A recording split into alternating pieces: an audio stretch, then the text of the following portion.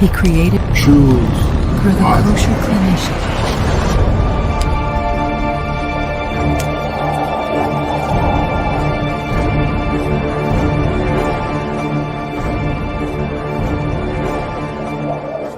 Per the kosher clinician, here is a new term he created for the conversation: genetically modified.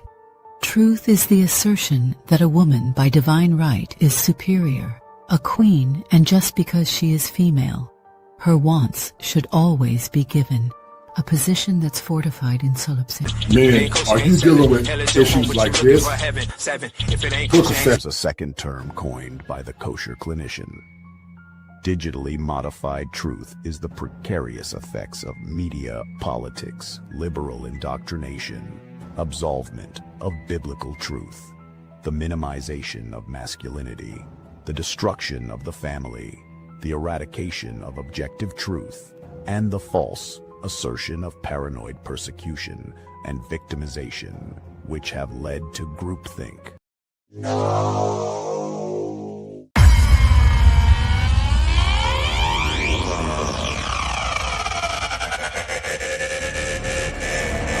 Devastated because I was devastated because this man I was so madly in love with, that I knew loved me, but I also knew he couldn't give me what I wanted.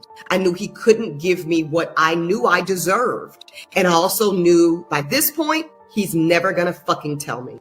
He's never. And I'm gonna have to be the one to kind of, what it felt like, at least to me, and it probably felt like to you, Tara, break my own heart. And I'm gonna have to be the one to walk away from the man that I love because I love me more. That's the message. And that's the discomfort that people need to learn to sit in. Yep. Yes, it is breaking your own heart. Yes, it's going to be fucking hard to do that. But you know what's a lot harder? Ending up at almost 43, realizing that you could have had the dream of being a mother if that's what you want, and this will cost you that. Yeah. I can promise you, and Ebony, it sounds like you're saying the same thing. It will never end well if you continue to ignore the signs. Would you date a bus driver? Would you date if he owns the bus? If he owns it. If he owns the bus. See, that's a problem. That's a problem. That's a problem. Okay. Because the standards and requisites, and I'm not talking about him laying on his sofa playing video games all day. I'm not talking about that. But the standards and the criteria that we use to measure men is off for who we are as women and who they are in this society. I would date a bus driver if he loved driving the bus, if he was a man of integrity, if he was good to his mama, if he treated me well, I would date a bus driver. But we think that it's another human being's responsibility to give us what we need instead of us building together. I can build with a bus driver. I'd have my little stash over on the side in my prenup, but I could build with a bus driver. So I think some of the criteria that we look for in the reality of today keeps us unhappy, keeps us angry, keeps us imbalance. And then when the men show up, we want to beat them up because they're not living up to our standards and criteria. And it's not working, beloved. It's just not working. So it's not that it's bad or wrong. It's obsolete. It's obsolete. We have to come up with a new way of being. I don't believe in carrying a man. A man has to do for himself. Ebony K. Williams and her hot take about why she wouldn't date bus drivers slid across my desk. So let's go ahead and get straight into it. Ebony, if this reaches you, I do want to be the first person to tell you they're not upset at your preference. They're upset at the fact that you're a hypocrite. And I'm kind of perturbed that you couldn't understand it as a lawyer. However, I'd be more than happy to break it down to you. And I did go ahead and take my notes. First things first, you can't speak for black men on behalf of them unless you are a black man. Although we are black women and we stand next to them, we share very different, even mirrored experiences here in America. Let's get that out the way. Secondly, all of us ain't on your side as a black woman. Shout out to a young. Anywho, since she brought it up, we're going to stick to the topic, which is black culture and education, tailored specifically around black men and boys. And a few key terms to remember in my lesson today is going to be average, hypocrisy, bigotry, coddling, and white supremacy. Let's go ahead and run the numbers in the definition, shall we? Bus drivers on average make anywhere from $30,000 to $55,000. They do need a CDL, which could be considered a higher form of education. In 2021, they made on average $37,540. Keep that in mind.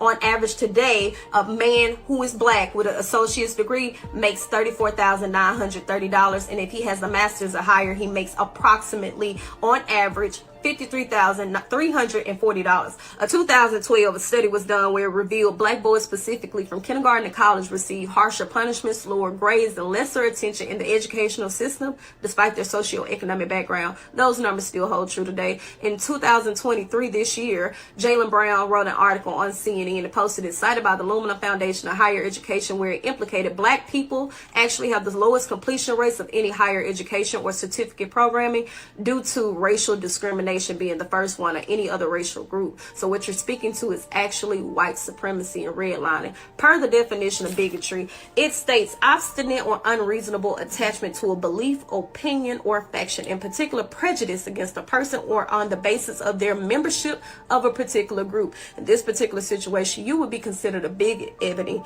Per the studies that I gave, that wouldn't be considered coddling at all. It's actually called systematic racism, and the prison pipeline system was bred from it. Along with the fact, I find it kind of ironic that you have all of these standards for black men on this elitist mentality, Sir Bergios and better. However, you chose to almost get married to a white man, and the only reason why it didn't work out is because he chose his kids over you.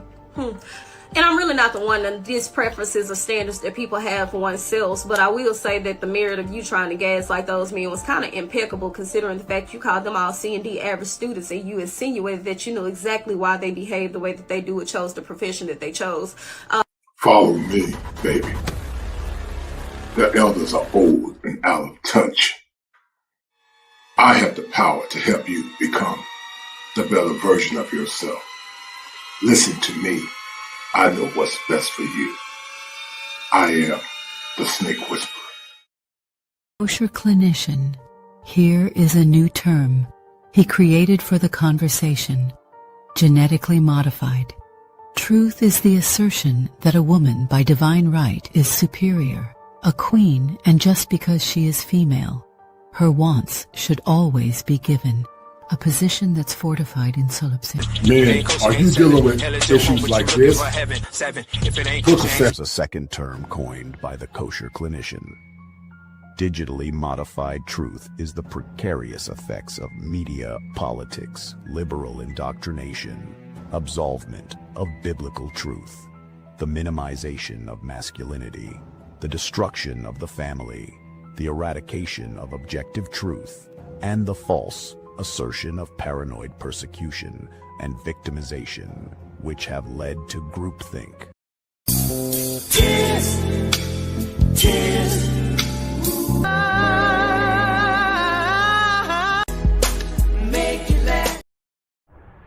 Cognitive dissonance is a condition that happens for a myriad of reasons. Many times in modern America, men and women often do one of the following. They deny the evidence. They become enraged when you present them with the evidence. They argue to ad hominem attacks, meaning they attack the messenger instead of the message. And they will fight you or flee because they cannot hear what you are saying.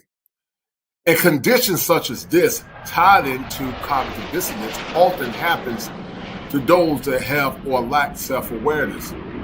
They stay in a perpetual cycle of arrested development, exhibited by this.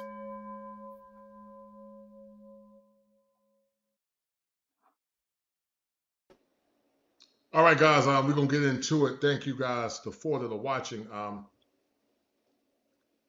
Thank you to the four that are watching, guys. I need y'all to do me a favor, share this stream and hit the like button, and we're going to get deep into this show on tonight. I'm not going to be before you guys long, but this is a show of urgent importance that we need to talk about.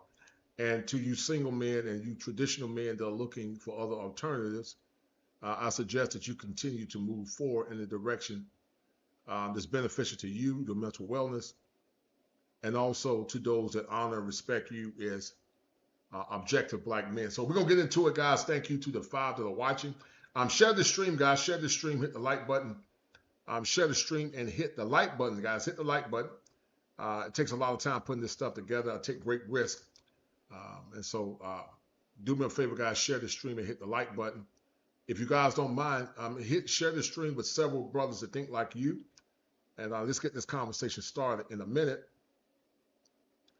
Because this is an important topic to talk about. And so we are about to do it now. So, guys, thank you for watching. And the conversation, Eboni K exposed why black women are not considered wifey and girlfriend material. This title has been modified a little bit from another show that I saw. And I came up with a concept, guys, called digitally modified truth. And then there's another concept called genetically modified truth. There are two parallels to one another because genetically modified truth believes that by divine right, because she is a woman, she deserves. And you guys want to hear succinctly that Eboni K. Williams is a byproduct of something called digitally modified truth, where she thinks that by default, she's better than the average man. You know, we often talk about a more perfect union. We often talk about salvaging something that is dead.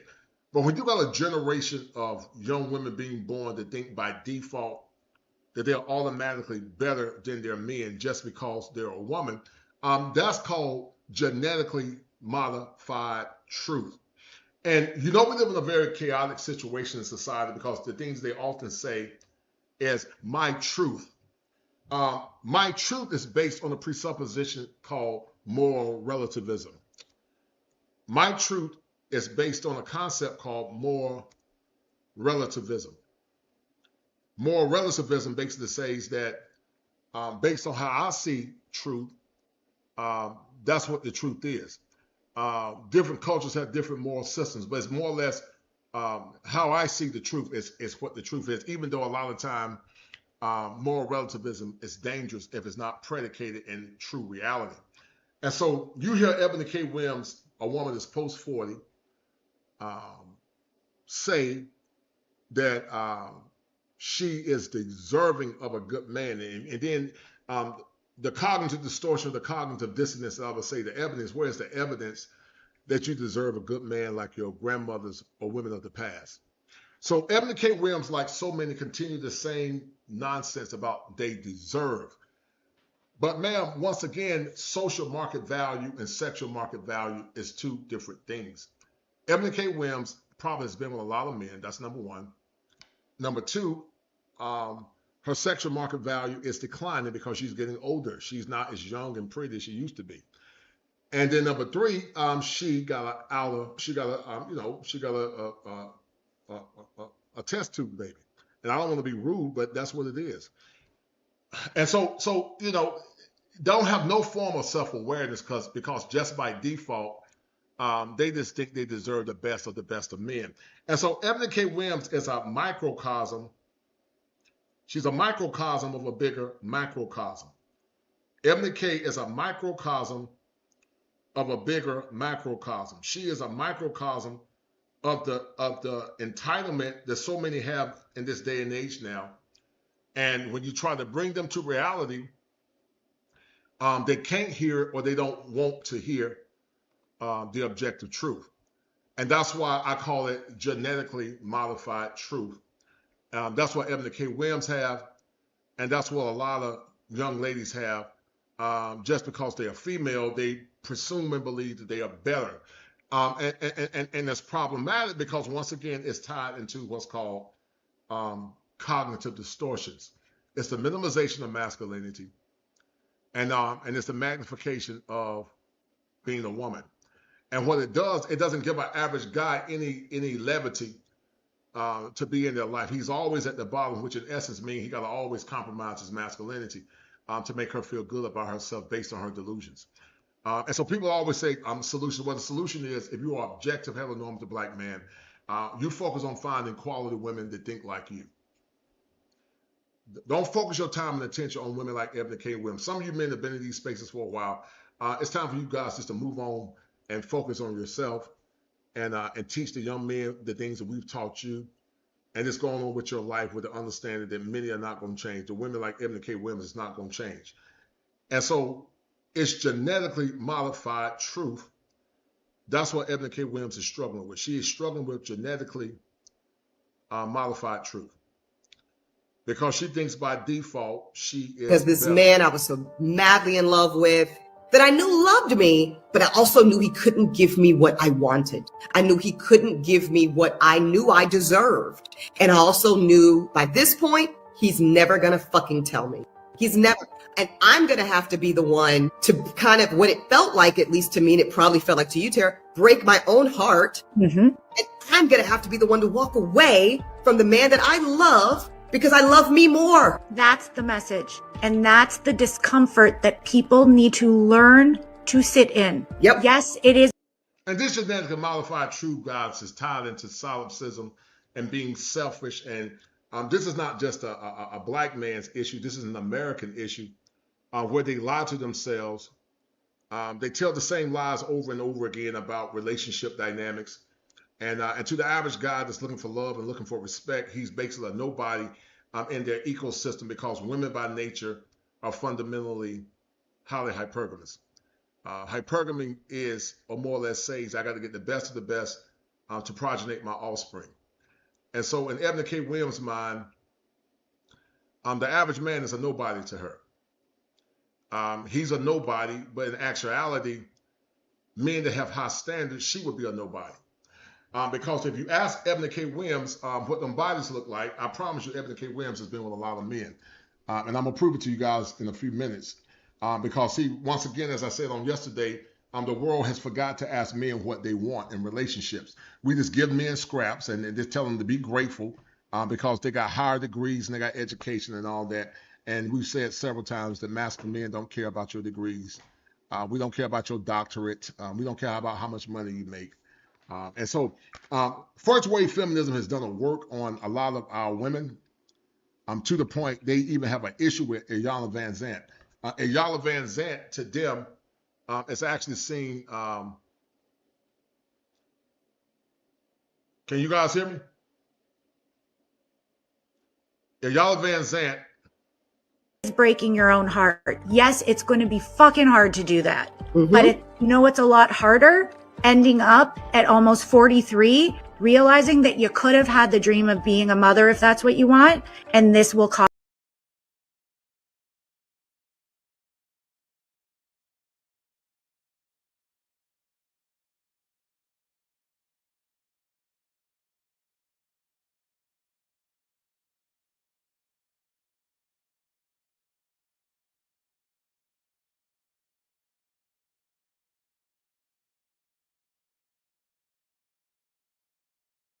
Kosherclinician. Here is a new term he created for the conversation. Genetically modified. Truth is the assertion that a woman by divine right is superior, a queen, and just because she is female, her wants should always be given. A position that's fortified in solipsism. Men, are you dealing with issues like this? There's a second term coined by the kosher clinician. Digitally modified truth is the precarious effects of media, politics, liberal indoctrination, absolvement of biblical truth, the minimization of masculinity, the destruction of the family, the eradication of objective truth, and the false assertion of paranoid persecution and victimization, which have led to groupthink. And this is what Eboni K. Williams, guys, is fundamentally struggling with. Guys, y'all have to forgive me. I lost my feed. I lost my signal. But this is what Eboni K. Williams is fundamentally struggling with. She's struggling with digitally modified truth. She's telling young men and men in general that they're not good enough for her because she makes a certain amount of money. She got her doctorate. She got a test tube baby. And she thinks she's better than the average man. And, you know, Eboni K. Williams, like so many say that they deserve a good man. They deserve the top, the best of the best men. And if you don't meet her standard based on how she see herself, then you're a nobody. You're a dusty. You don't really add any value to her life. Devastated because this man I was so madly in love with that I knew loved me, but I also knew he couldn't give me what I wanted.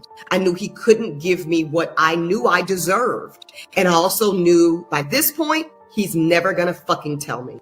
He's never. And I'm gonna have to be the one to kind of, what it felt like, at least to me, and it probably felt like to you, Tara, break my own heart. And I'm gonna have to be the one to walk away from the man that I love because I love me more. That's the message. And that's the discomfort that people need to learn to sit in. Yep. Yes, it is breaking your own heart. Yes, it's going to be fucking hard to do that. But you know what's a lot harder? Ending up at almost 43, realizing that you could have had the dream of being a mother if that's what you want, and this will cost you that. Yeah. I can promise you, and Eboni, it sounds like you're saying the same thing. It will never end well if you continue to ignore the signs. Would you date a bus driver? Would you date If he owns the bus. If he owns it. If he owns the bus. See, that's a problem. That's a problem. That's a problem. Because the standards and requisites, and I'm not talking about him laying. And so Eboni K. Williams thinks by default, like a lot of women do, that they're better than the average man. The average man cannot come into their cipher. The average man is a nobody. And because of that, average men have low self-esteem. Their self-esteem is low. They don't think they have any self-worth because they see themselves through the delusions of women like Eboni K. Williams.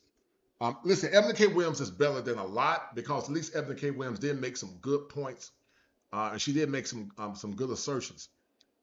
But these men fundamentally see themselves through the lens of women like Eboni K. Williams, which is the problem. And these men just suffer in silence because they feel like their good is never good enough.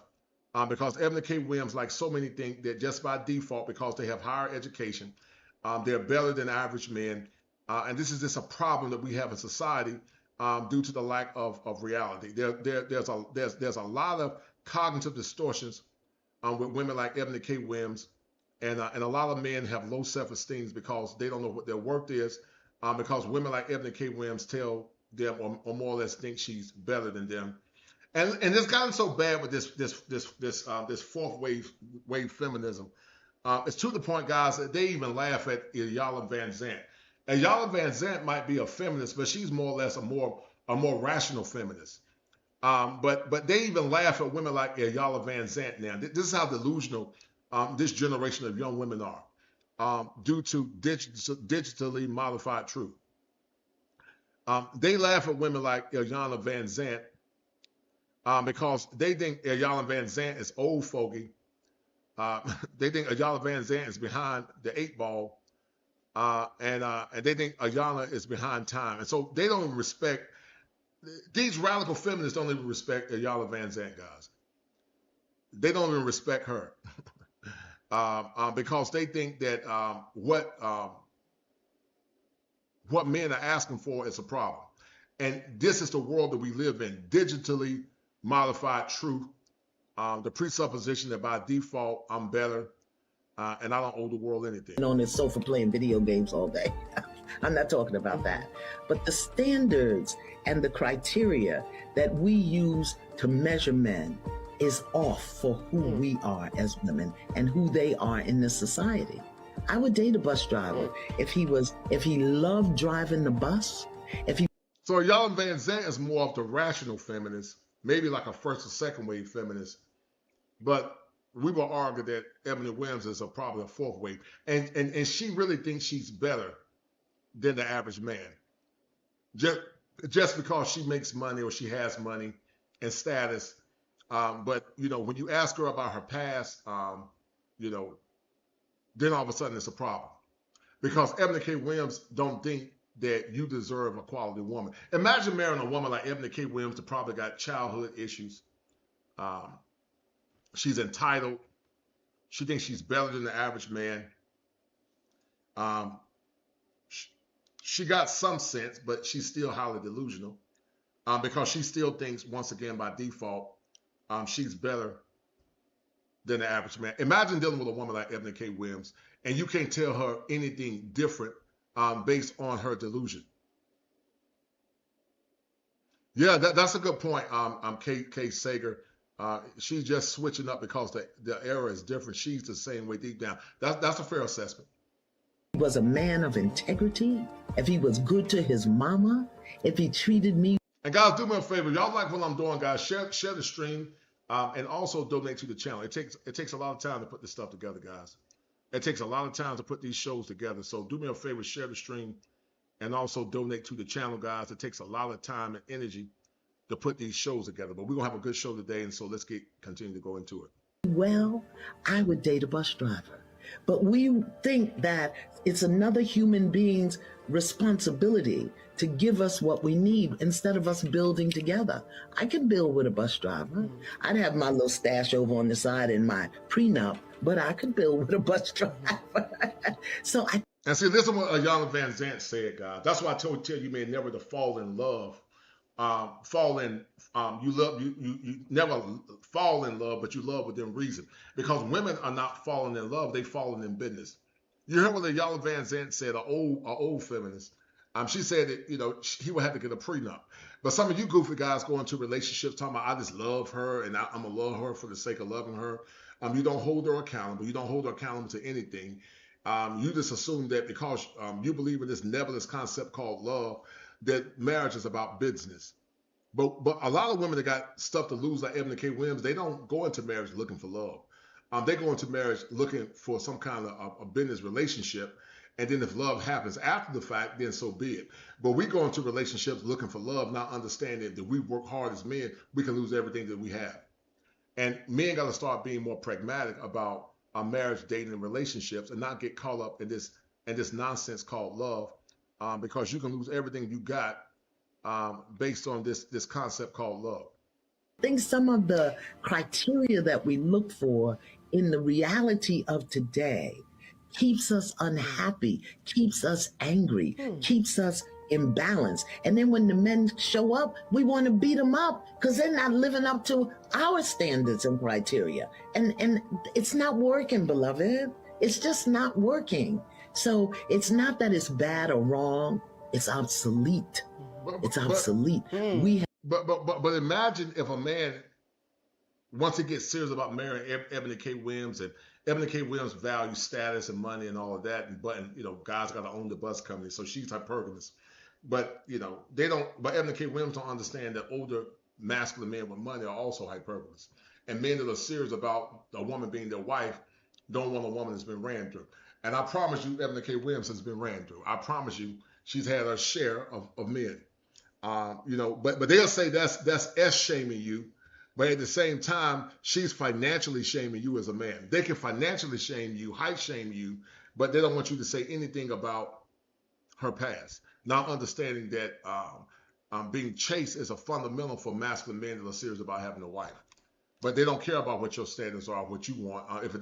If your standards not symmetrical to what she thinks your standards should be, then it's a problem. Have to come up with a new way of being. I don't believe in carrying a man. A man has to do for himself. Eboni K. Williams and her hot take about why she wouldn't date bus drivers slid across my desk. So let's go ahead and get straight into it. Eboni, if this reaches you, I do want to be the first person to tell you they're not upset at your preference. They're upset at the fact that you're a hypocrite. And I'm kind of perturbed that you couldn't understand it as a lawyer. However, I'd be more than happy to break it down to you. And I did go ahead and take my notes. First things first, you can't speak for black men on behalf of them unless you are a black man. Although we are black women and we stand next to them, we share very different, even mirrored experiences here in America. Let's get that out the way. Secondly, all of us ain't on your side as a black woman. Shout out to Iyanla. Anywho, since she brought it up, we're going to stick to the topic, which is black culture and education, tailored specifically around black men and boys. And a few key terms to remember in my lesson today is going to be average, hypocrisy, bigotry, coddling, and white supremacy. Let's go ahead and run the numbers and the definition, shall we? Bus drivers on average make anywhere from $30,000 to $55,000. They do need a CDL, which could be considered a higher form of education. In 2021, they made on average $37,540. Keep that in mind. On average today, a man who is black with an associate's degree makes $34,930, and if he has a master's. And that's the problem, guys, with a term that I created called hoflation. It ain't never good enough. It ain't never good enough for the average man that's invisible to most women. And average men years ago got virgins, wife-rated women, no kids. That's what average men got. But you're dealing with a woman just had several men, probably traumatized from having all those men, and got a test tube baby. And she thinks because she makes more money than you, that somehow she's better than you. And if you're a bus driver, then you're nobody to her. But yet all her sexual market value is constantly declining. But therefore you're not good. And see, and this is the issue that American men, especially black men, got to continue to struggle with. Being an average man years ago got you a virgin, but being an average man now gets you leftovers. And folks struggle with that when I just be brutally honest, because that's what the problem is. Is a higher, he makes approximately on average $53,340. A 2012 study was done where it revealed black boys specifically from kindergarten to college receive harsher punishments, lower grades, and lesser attention in the educational system despite their socioeconomic background. Those numbers still hold true today. In 2023, this year, Jaylen Brown wrote an article on CNN and posted it, cited by the Lumina Foundation of Higher Education, where it implicated black people actually have the lowest completion rates of any higher education or certificate programming due to racial discrimination being the first one or any other racial group. So what you're speaking to is actually white supremacy and redlining per the definition of bigotry. And that's the problem, guys, fundamentally with so many modern black women now. A lot of them don't put family first. They don't put black community first. They put their own self-interest first. It's them, me, myself, and I, due to genetically modified truth. They put their own self-interest first over the interests of community, over the interests of the broader black collective. They don't care about nothing but themselves, and that's why we continue to have these spurious conversations that many times go nowhere. It's me, myself, and I. It ain't got nothing to do with black tradition, black love, black families, black men and women coming together until they're in crisis. That's when they want you to come together. And that's what Eboni K. Williams is doing. Because we always talk about a generation of weak men. We do got a generation of weak men, but we have not properly cultivated our boys like we have our girls. And you don't cultivate boys and you don't nurture men, but then you wonder why men are non-productive or, we went from being in two-parent intact black homes to mostly now. So many men and women, kids are being born into single-parent homes. This is how bad our society's got. This is how bad our society's got. This is how bad the broader America's has got. So you got a generation of non-cultivated boys that don't have any love, any respect, any direction, and then a group of women that are more or less dealing with the same type of men that are causing the most chaos in this so-called community. States obstinate or unreasonable attachment to a belief, opinion, or faction, in particular prejudice against a person or on the basis of their membership of a particular group. In this particular situation, you would be considered a big Ebony. Per the studies that I gave, that wouldn't be considered coddling at all. It's actually called systematic racism, and the prisoner pipeline system was bred from it. Along with the fact, I find it kind of ironic that you have all of these standards for black men on this elitist mentality, Sir Bergios and better. However, you chose to almost get married to a white man, and the only reason why it didn't work out is because he chose his kids over you. It proves that there's a percentage of black women, according to this young lady, they don't really care about black love. They only want black love once all their options are gone. But they're gonna always defer black excellence, like the Dr. Chiakus of the world, and talk about black marrying now, not understanding how some forms of systematic racism have played a role in the shaping of black boys and their destiny and black men in general.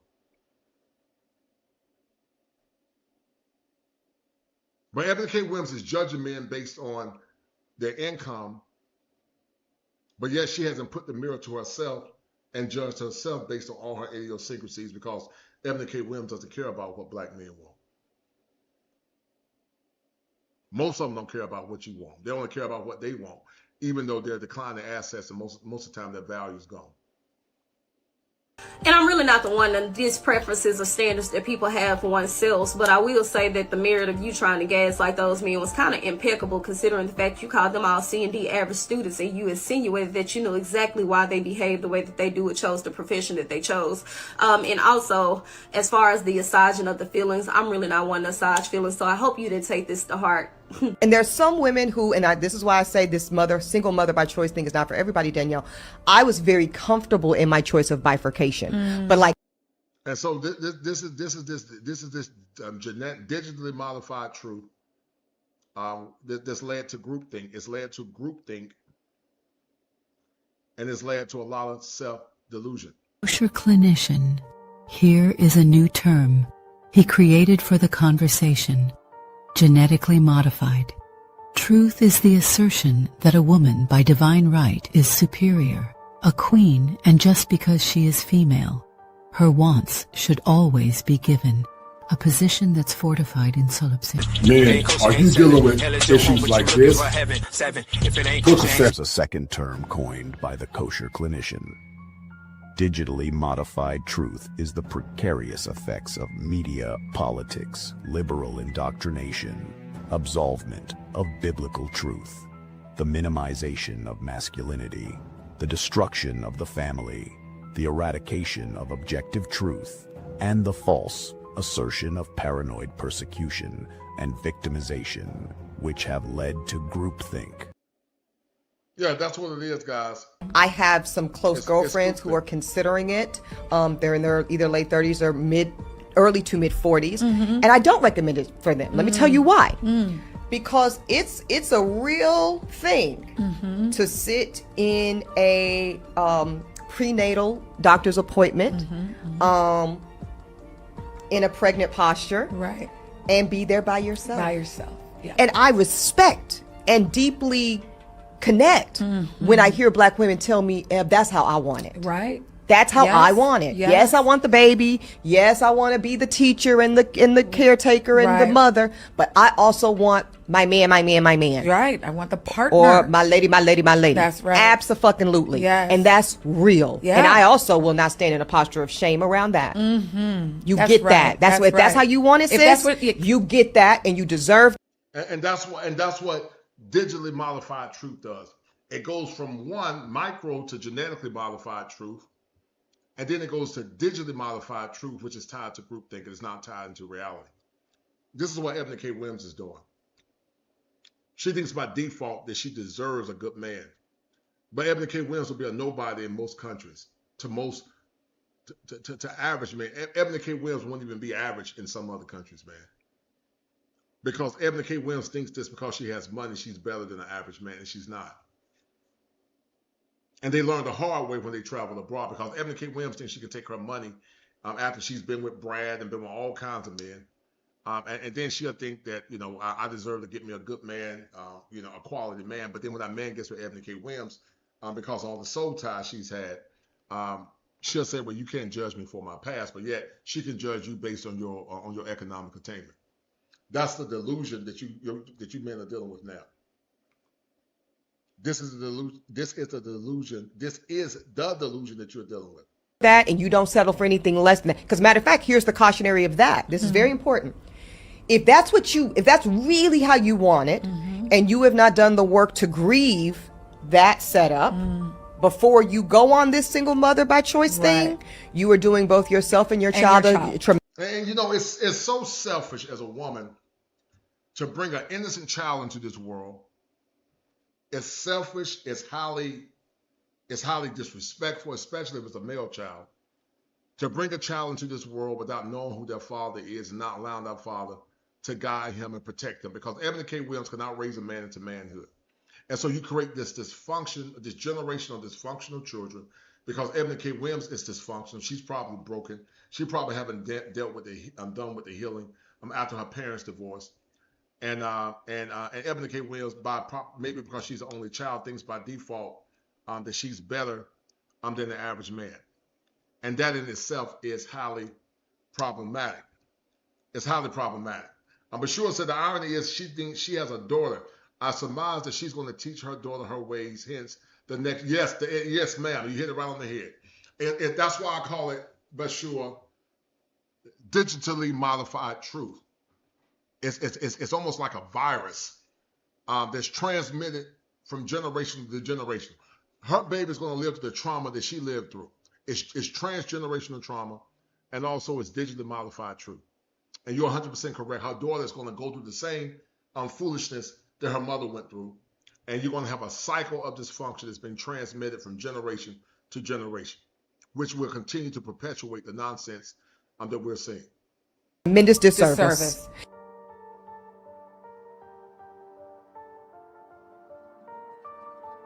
You tell me a generation or a time when black women thought it was okay to bring a baby into this world without their father. But these will be the same women that complain about black men don't build, where are the black men at, black men are slaves or whatever. But yet, you know, we got women like Eboni K. Williams doing a disservice to her child. I would have never given my DNA to a woman just so she can selfishly have a baby outside of a man's guidance. That in itself is a form of rebellion against God's leadership and God's authority. And this is what radical feminism and radical liberalism have done. From having tethers like Shirley Chisholm to radical feminists not like or women like Eboni K. Williams. This is what happened. This is what has happened to what once was a vibrant black community.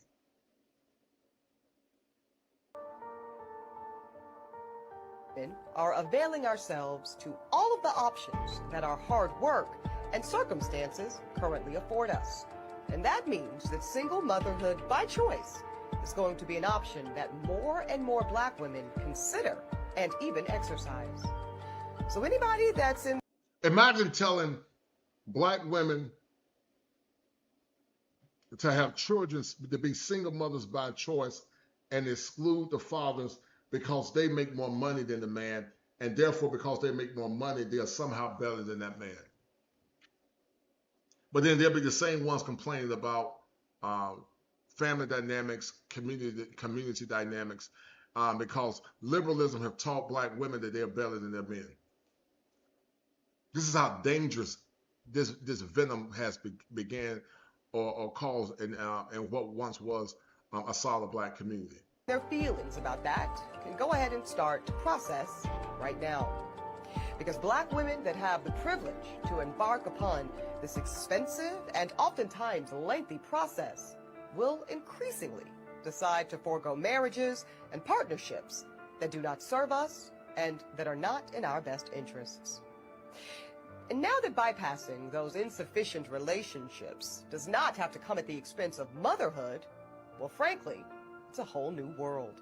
All selfish and highly entitled. Selfish, entitled, lack of self-reflection, lack of concern, lack of care, lack of any and all things. This is how bad our world has gotten. But people say, is there hope? No, it's not any hope. Because Eboni K. Williams is the clarion call. We've gotten so low in our society that we think that using a stranger's DNA to produce a child because you're so selfish and you want to keep your money to yourself and you don't want to be under the guidance of a man, is the best thing for that child. But then when that child grows up angry, confused, lack of identity, having mental illness, or using drugs, or being erratic, then all of a sudden, somehow Eboni K. Williams going to blame black men. But Eboni K. Williams, like Shirley Chisholm, because Shirley Chisholm, one could argue, was a tether, will come back and blame men for their misgivings and blame men for their bad behavior. And I'm going to prove it to you guys in a minute. Hit the like button, guys. Black women are no longer subject to the desperation of being chose, because now we get to do the choosing. And as we choose. And this is why so many black men have said over and over again that sadly a large portion of black women now are not black men's women. They're no longer our concern because they don't choose black love, black excellence, and black family. They choose themselves first. And that's why I tell traditional-minded black men, and she could be an agent, that's why I tell traditional-minded black men to put themselves first, put themselves first, and do what's best for them. Because one could argue that Ebony K. Williams is actually an agent based on her bad behavior. I mean, it is preposterous to think to bring a child into this world, to be the torch carrier for telling black women that it's more plausible to bring a child into this world without the leadership, the love, and protection of a father. This is how bad our society got. But, there are some that say, oh, black love. No, it ain't, it's dead, man. It ain't coming back. And to you single men, don't you wait around trying to change it. Because, see, once again, guys, they're going to always blame you. I'm going to prove it to you at some point. They're going to always blame you. They're going to always blame you. It's always your fault. Somehow, even though they have the choice and free agency to do what they want to do, somehow it's going to be always your choice. We do have to contend with the reality of a dismally small supply of black sperm. Because most black women on this journey, we want to create children that look like us and that look like our families. And that means we want. And let me tell you something, guys. I would never give my DNA to no selfish black woman like Ebony K. Williams. I wish I would give my DNA to her. For her to take my child and to destroy my child's self-esteem and image. I would never give my DNA away. And neither should you. You should never give your DNA away to a woman like Ebony K. Williams. This selfish, entitled, like self-awareness, and also as an agent to white supremacists, but also have chosen, sadly, which, listen, it's her right to be with whoever she want to be with, but consistently choose others over the greater good of black families and communities. And that's why, like I said, black men and white men are beginning to wake up and see the world for what it is. To tell black women to choose motherhood via sperm insemination is crazy. Not understanding that most black women can't afford that. The average black woman can't afford to do that. And that's going to devastate the ecosystem that's already broken down and destroyed as it is. Black sperm. And as we heard from Reese Brooks, it's the definition of slim pickings. And sometimes that means compromising on this aspect of your journey. Now, I am extremely fortunate that I was able to secure 2 vials of black sperm from California Cryobank when I embarked on this part of my journey last fall. But I do know that I am an outlier. So I've got 2 concrete tips for single black women who think this may be an option, either now or maybe later. Number 1, please check out Reproductive Village. It's a new black-owned cryobank, and it's designed to help with this shortage of black sperm. It's set to open its doors in D.C. later this year, and it will also have drop-off locations in Atlanta and Houston, Texas. And number 2, be proactive. I say go ahead and start looking right now for desirable black sperm. You register with all 4 of the big cryobanks, and this includes California Cryobank, which I used, Seattle Sperm Bank, Fairfax Cryobank, and Zytex. Then you can scan the current options for black sperm. And if you see some sperm that you like, I suggest go ahead and buying at least 2 vials right now. Even if you do not intend to use them anytime soon, trust me, it's better to have them than to be without them when the time comes. And listen, if you never need them for whatever reason, what a wonderful gift to give to a friend or a sorority sister in need.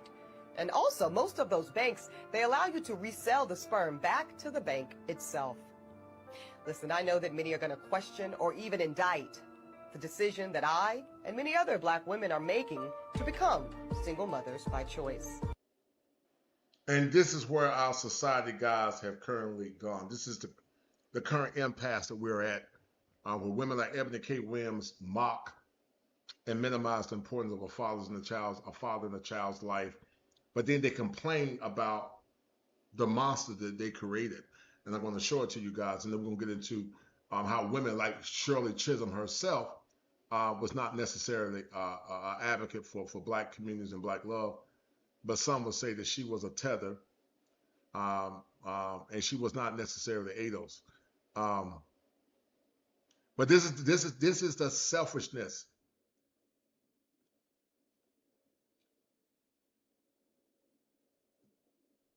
This is the selfishness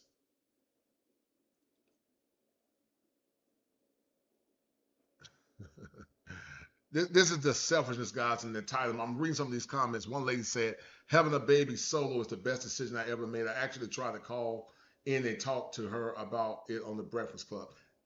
One lady said, yes, I adore you. You are queen and king. they said you are king. See, folks get mad, guys, at me. They get mad at male content creators. They demonize the red pill. They demonize men's spaces. But when we show them the evidence to why we're saying the things that we're saying, they never can give you a sufficient enough response to why women like Eboni K. Williams and others of our ilk has such obtuse behavior. Listen to the comments of some of these women, guys. And guys, do me a favor, hit the like button, share the stream, donate to the channel, please. But listen to some of the comments of some of these women. Yes, they call her king and queen and king. Sending you a big hug and hoping you gain understanding. Love the clarity you found for yourself, and it's amazing for you to share this story. Like, it's something noble about a woman having a child out of wedlock, a test tube baby, because she was too concerned about her career over family. And so now you're bringing that baby in the same cycle of dysfunction, because research says the kids do better in two-parent, two intact homes. Even though we understand the two-parent intact home is not the panacea, kids tend to do better when they can have a perspective from a mother and a father. And her daughter can go up being as foolish and confused as she is, but yet you see that a lot of these women, that's why I tell black men that the average, that most don't qualify to be wives. Most don't qualify to be a wife. Most don't qualify for your love or attention. I know some people that say, Anita was saying that she believes only 20%. I think it's less than 20%. It might be 10 to 15 or 5 to 10. But women like Eboni K. Williams continue to transmit digitally modified truth, because nothing she's saying is fortified in truth. It's fortified in her truth, but it's not fortified in truth to sustain society for generations. And that's why we continue to have the level of dysfunction that we're having. Shout out to MC Recovery and Wellness with our $5 super sticker. He said, Casey, your mic dropping it. I met her 3 years ago at a film festival and book signing. She seemed distant and on odds. Nobody was hitting on her. Wow. That's interesting. Thank you, brother, for that $5 super chat. Thank you. And also shout out to Gregory Scott earlier for the $5 super chat. Thank you, MC Recovery and Wellness. But I'm gonna keep reading this, guys, and then we're gonna get deeper into the conversation. She's amazing. Just finished the episode, and the gem drop at the end was exactly what I needed to hear. This is why we're so dysfunctional. Digitally modified truth, groupthink, and delusion. I realized that I didn't need, this is my story, a man to. Did you hear what she just said? This is my story. My story is my truth.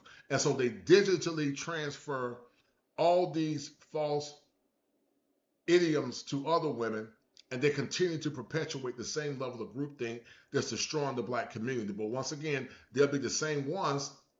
We're not only destroying the black community, destroying the white community in America. Because this is not a black woman issue. This is an American liberal woman issue. That's why now they don't like Iyanla Vanzant. Even though she's probably a lesser version of them, but they don't like Iyanla Vanzant. That's why Iyanla Vanzant got out of coaching on women, black women, because she said they were too difficult to coach. I didn't say it, she said it. To save me in some of the ways that I think I still had some fantasy around being saved. Okay, if we can talk very plainly. Yes. And I think I thought that I needed a man to position me around power, around wealth, around safety, and around security. And then I started to really feel like I'm the man that I've been trying to wait to save me. It really was that for me. And that did so much for me, Danielle. It did so much for liberating me, but it also gave me a new way to pursue love. If there's science that allows. And so, guys, this is what black men are talking about. They're not loyal to black families and black community. They're loyal to themselves. And that's why I keep telling black men in general, the average black man needs to be loyal to himself. Don't worry about what Robert Gallagher is saying, because I'm going to show it to you in a minute. But they were deceived. Eboni K. Williams exposed they were deceived. And that's why I keep telling black men to focus on themselves, men in general to focus on themselves, because this is years of liberal indoctrination. For me to potentially bifurcate Right. my love life and my motherhood experience. Right. Let me avail myself to that. And they constantly lie to themselves.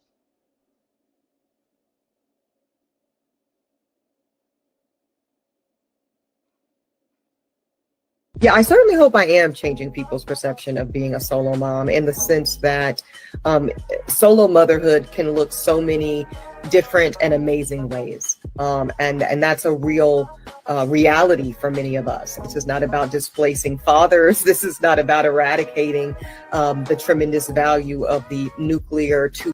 But it is, Ebony K. Williams. You're delusional, because that's exactly what you're doing.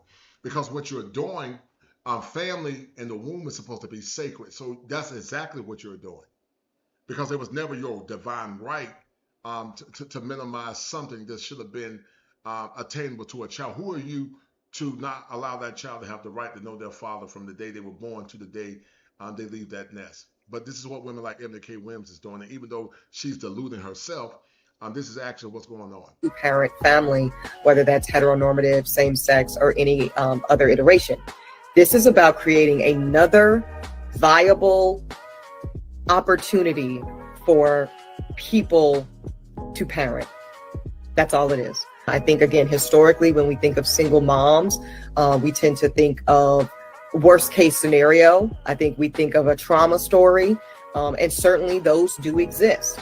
And also, there is at least another version, if not many other versions, of what single motherhood can and currently looks like. I'm really here as one of many women that can show in real time that being a solo mom in this moment can be empowering, it can be magnificent. And we are also in community with one another as solo moms by choice. Yeah, I certainly hope Solo moms by choice. That how selfish.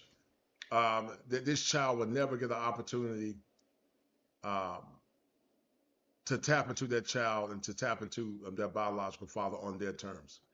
And that's why, like I said, man, they're selfish a lot of themselves, can't be directed, can't be educated, can't be taught, because they think by default that they are better. When Trump says, I would love to run against Obama in 2020, if the defense can land. And so we take women like Ebony K. Williams and we make her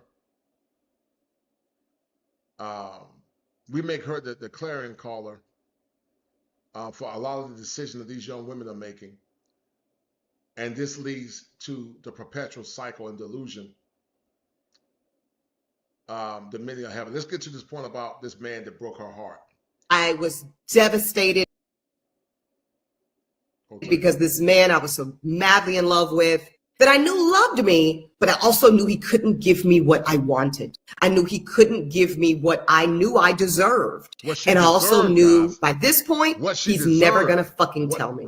He's never. And I'm going to have to be the one to kind of, what it felt like, at least to me, and it probably felt like to you, Tara, break my own heart. And I'm going to have to be the one to walk away from the man that I love because I love me more. That's the message. And that's the discomfort that people need to learn to sit in. Yep. Yes, it is breaking your own heart. Yes, it's going to be fucking hard to do that. But you know what's a lot harder? Ending up at almost 43, realizing that you could have had the dream of being a mother if that's what you want, and this will cost you.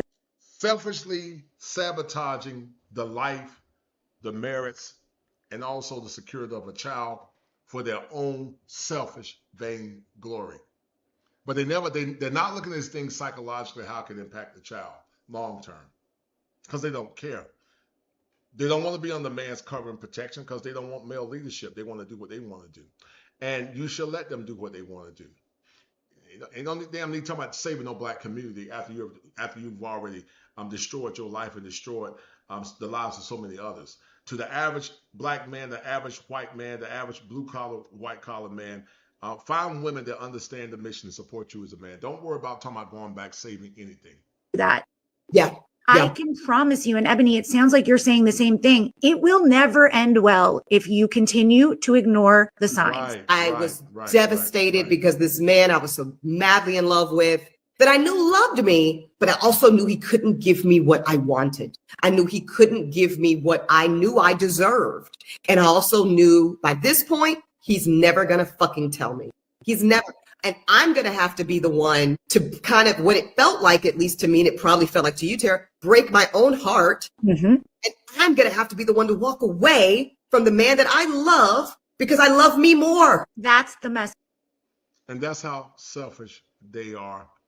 And these are your queens, man. These women are your queens. They're your queens. Shout out to Manosphere Highlight Daily, guys. And it shows you guys the dangers of radical feminism and what it's done to the black family structure, and the black community. As I said before, guys, in the past, black women were the greatest women at one point ever. There was no woman greater than the American black woman, but she has been reduced to a spectacle of what she was in the past. And it's all because of women like Eboni K. Williams,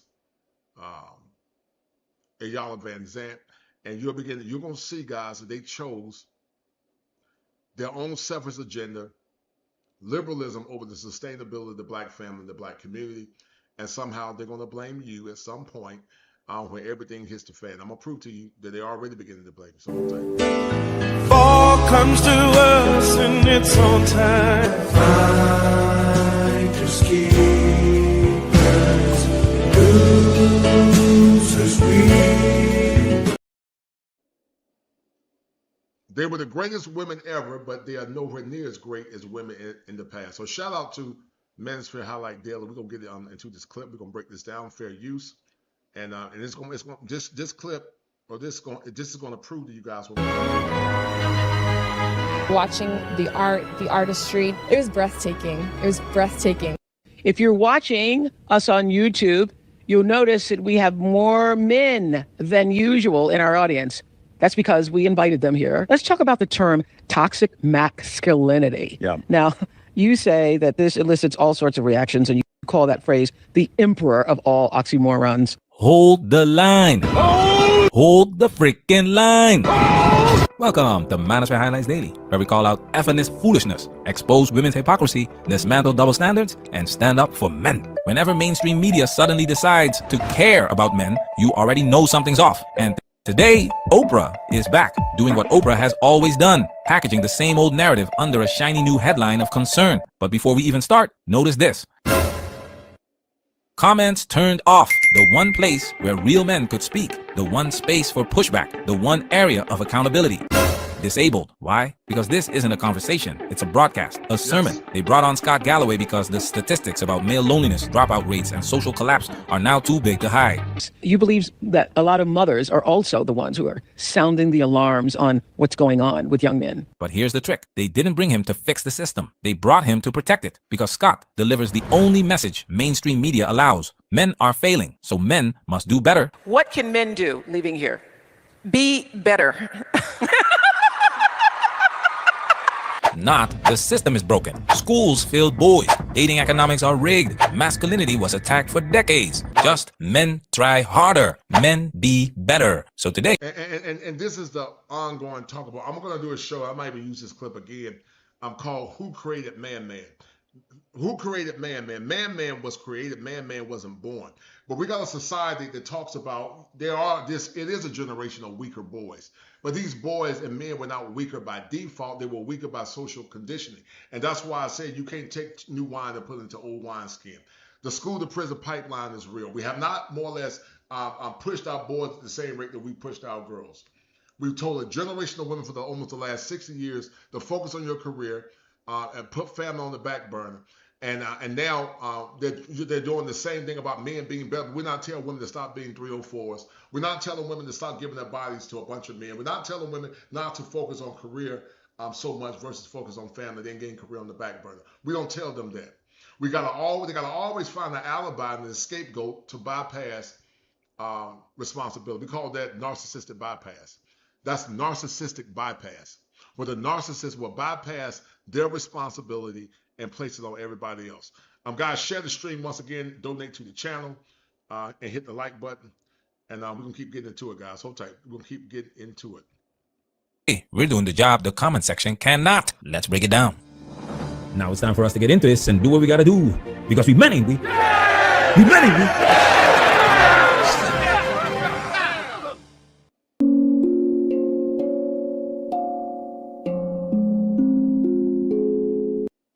Because we're talking about the alarming statistics that show that many men, especially young men, are not okay. And actually, in what some people believe is a dire crisis. Exactly, Oprah. Men were never your audience. Men were never your priority. And suddenly now, during a historic male mental health collapse, you care? The foolishness. I want to just hear from some of you here. So what's on your mind? What's your reaction to all of the headlines? Y'all have been seeing the headlines yourselves. And how is that impacting or reflecting on your lives? Of course, this is happening across all mainstream platforms. Because when a crisis gets this big, you don't solve it. You control the narrative first. And that's where Max enters. So, Max, what do you want to say?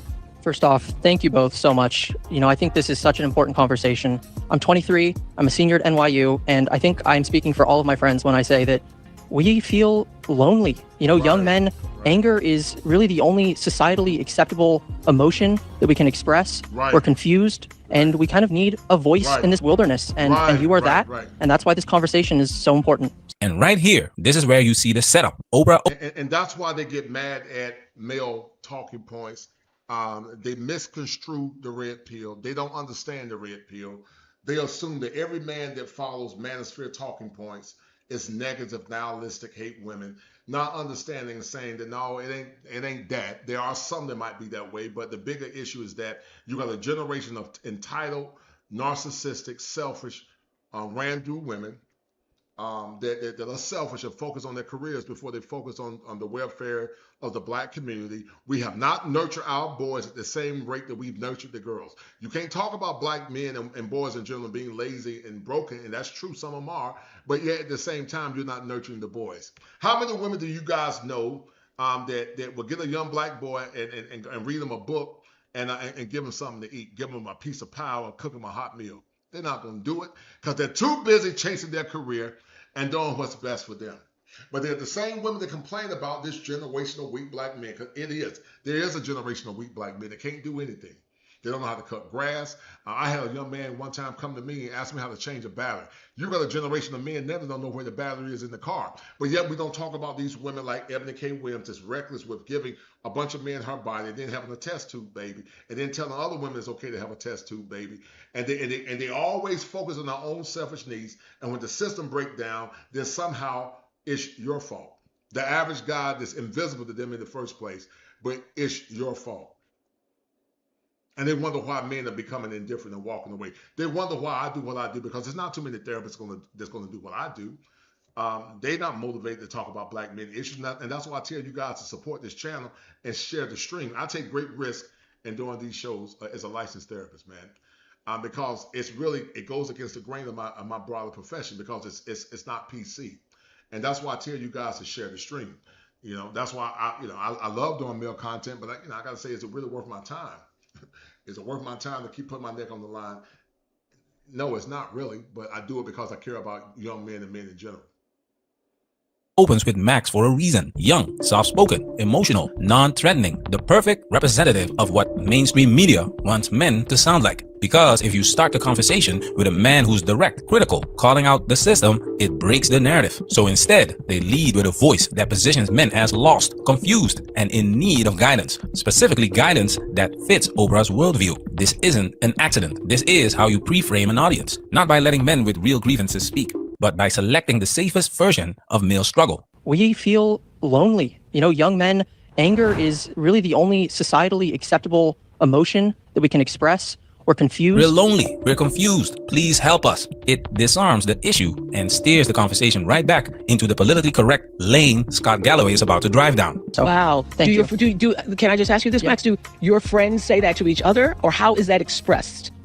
This is something that we text each other late at night. You know, this is not something we talk about out in the open. These are conversations that we have, you know, over the safety of a digital wall. And this is something that is really hard for us to talk to each other about face to face, out in the open. And what are you all actually saying? Because the use of the word lonely, I mean, I've never heard, young men say, I am lonely. So The foolishness.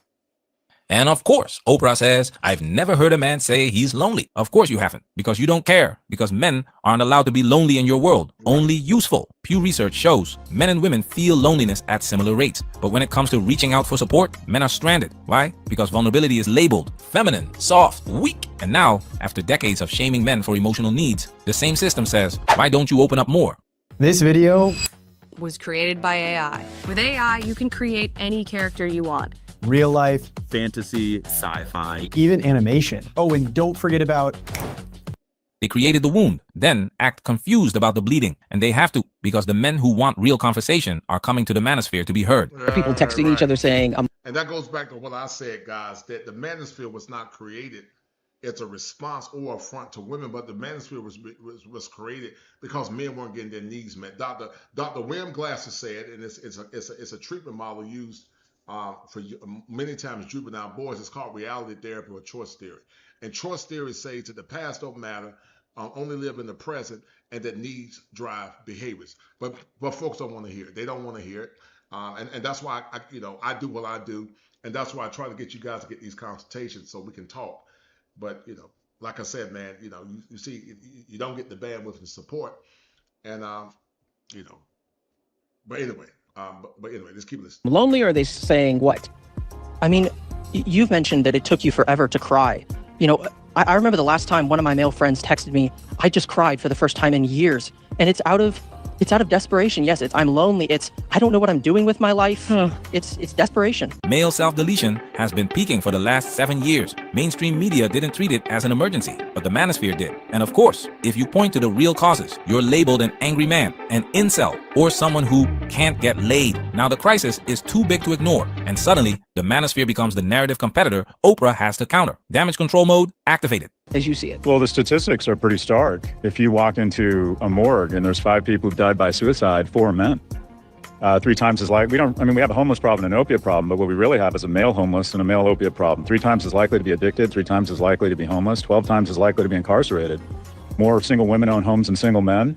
Women in urban areas are making more money. And let me be clear, we should do nothing to get in the way of that. This is why Scott Galloway and Richard Reeves are safe guests, because they will say nothing to hold women and feminism accountable, because this is exactly what feminism did. They wanted women to join the labor force, even at the detriment of men. So now that the problems feminism has caused can no longer be denied, we need a politically correct advocate to address it without touching the feminist narrative. And here's why Scott Galloway is allowed on that couch, because he will never connect male decline to feminist policy, education bias, untouchable female privilege, dating economics, legal asymmetry. He carefully lists the damage, then surgically removes the cause. That's what makes him safe. There's a cartoon, Oprah, of the poor woman in her 30s that didn't find romantic love, and she's in a big sweater looking out on a rainy day, listening to sad music. What a tragedy. That's a cartoon. The reality is men need relationships much more than women. No, we don't. Widows are happier after their husband dies. Widowers... So let me say this. That's a lie. That's not true. Listen. There was a false assertion years ago that said that this is this dumbness, this feminist narrative. We don't need women more than they need us. That's the dumbest thing I ever heard in my life. There was a false narrative that was perpetuated in the media that men that are married live longer. And here's the problem with that. It's nuance to that conversation. Men do live longer in healthy relationships where the women respect them as men. But men don't live longer by default just because they're married to a woman. That's nonsense. And while men and women are better together, I agree with that. We can be better together. It's only under certain conditions that men get optimized results. Men don't now need women to thrive and survive. You got a generation of weak men because they've never been with women, but men that are used to women, have had women, or men that have healthy self-esteems, men that got passports, they don't necessarily need a woman. Listen, I'm not saying that it's right, but you can buy your own meal plan. Now, if you want to eat, you can buy a meal plan. It's gotten so bad now, I'm not saying it's right. They got robots now. Men created robots. So men don't really need women because mankind can create, mankind can replace women with synthetic robots. I'm not saying that's right, But that's where they're going now. I'm not saying that's right. I think it's goofy and weird. I think most men would prefer a real woman. But they got robots now that can simulate a real woman, feel like a real woman. And because of that, men don't need women. Men don't need women for survival. We don't need a woman to survive because men created the world. I think men and women benefit when they're together. When men, because women, I think the nurturing that women bring and the softness is beneficial to helping men continue to evolve society. But if all women died off today, most men would, as far as survival, we would be okay. But it might lead to war because of pent-up frustration and testosterone. But for most part, men don't necessarily need women for survival. So this false narrative, this Simp Galloway is saying it's not true. The narratives are never spoken. All this is social engineering and emasculation of men, because if I was up there, they won't like what I'm about to say. They won't like what I'm saying or what I was about to say. It's true. Widowers are less happy. Women live longer in relationships. They live 2 to 4 years longer. Men live 4 to 7 years longer. So men actually need relationships more. No! Men do not need relationships more than women do. But society keeps feeding men that message because it ensures men stay oriented toward romance. And what it's doing, guys, is putting a battery in a man's back. It's sociological manipulation to make the man think that he got to do what the woman tell him to do on her terms. So it's not really true masculinity. It's masculinity under the woman's terms, which in essence is emasculation. It ain't nothing but systematic emasculation and manipulation. Manipulation at its finest. How can men need women more when the first man, which was Adam, was doing fine without Eve? Adam didn't need Eve. Adam was a G. Adam was calling animals by name without a woman. He had dominion over the earth. He called things out by name. Actually, Adam was doing fine without Eve. He just was lonely, but he didn't need Eve to live. The Bible says he was lonely, but he wasn't alone because he was on his purpose. But that's what they'll tell you to keep you in this psychological manipulation, because somehow they always got a slant that's going to benefit the woman somehow. And emotional labor instead of purpose, sovereignty, and legal fairness. If a man's value is tied to whether a woman chooses him, then failing at romance becomes failing at manhood. Convenient for a system that runs on male labor, male productivity, and male sacrifice. Not so convenient for men who need something deeper, purpose, stability, and fair laws. Why do you think women report being happier after divorce? Because legally, the system is tilted to their benefit. This is where they can legally destroy men, something this entire discussion conveniently avoids. Nothing is said about the unfair laws. A boy, when he loses a male role model, at that moment is more likely to be incarcerated than graduate from college. What it ends up is that while boys are physically stronger, they're emotionally and mentally much weaker. And what we need, quite frankly, is we need more men to step up and fill the void. There are 3 times as many women applying to be big sisters in New York as there are men applying to be big brothers. So we have an obligation to get involved in a young man's life, right? And it's just to summarize here, if we want better men, we have to be better men. And here it is again, the default chorus. Men need to step up, but there's no mention of why men stepped back. Men didn't decide overnight to stop mentoring boys. What happened? What happened to fathers being in the home? What happened to male coaches being trusted? What happened to male teachers not being treated like a walk-in liability? What happened to spaces where boys could be boys without being pathologized? This didn't come out of thin air. It came from a cultural shift that redefined men not as leaders or protectors, but as potential threats. Tell us about what happened to him and why you think it's relevant here. Larry Summers was the president of Harvard University, which made him one of the 10 most powerful people in America. He was extremely well connected. He was an extremely illustrious and well-respected economist, very academically capable as a scholar on his own terms. He was also very politically connected. He had served in the Clinton administration in the 90s. Really just a towering pillar of the establishment.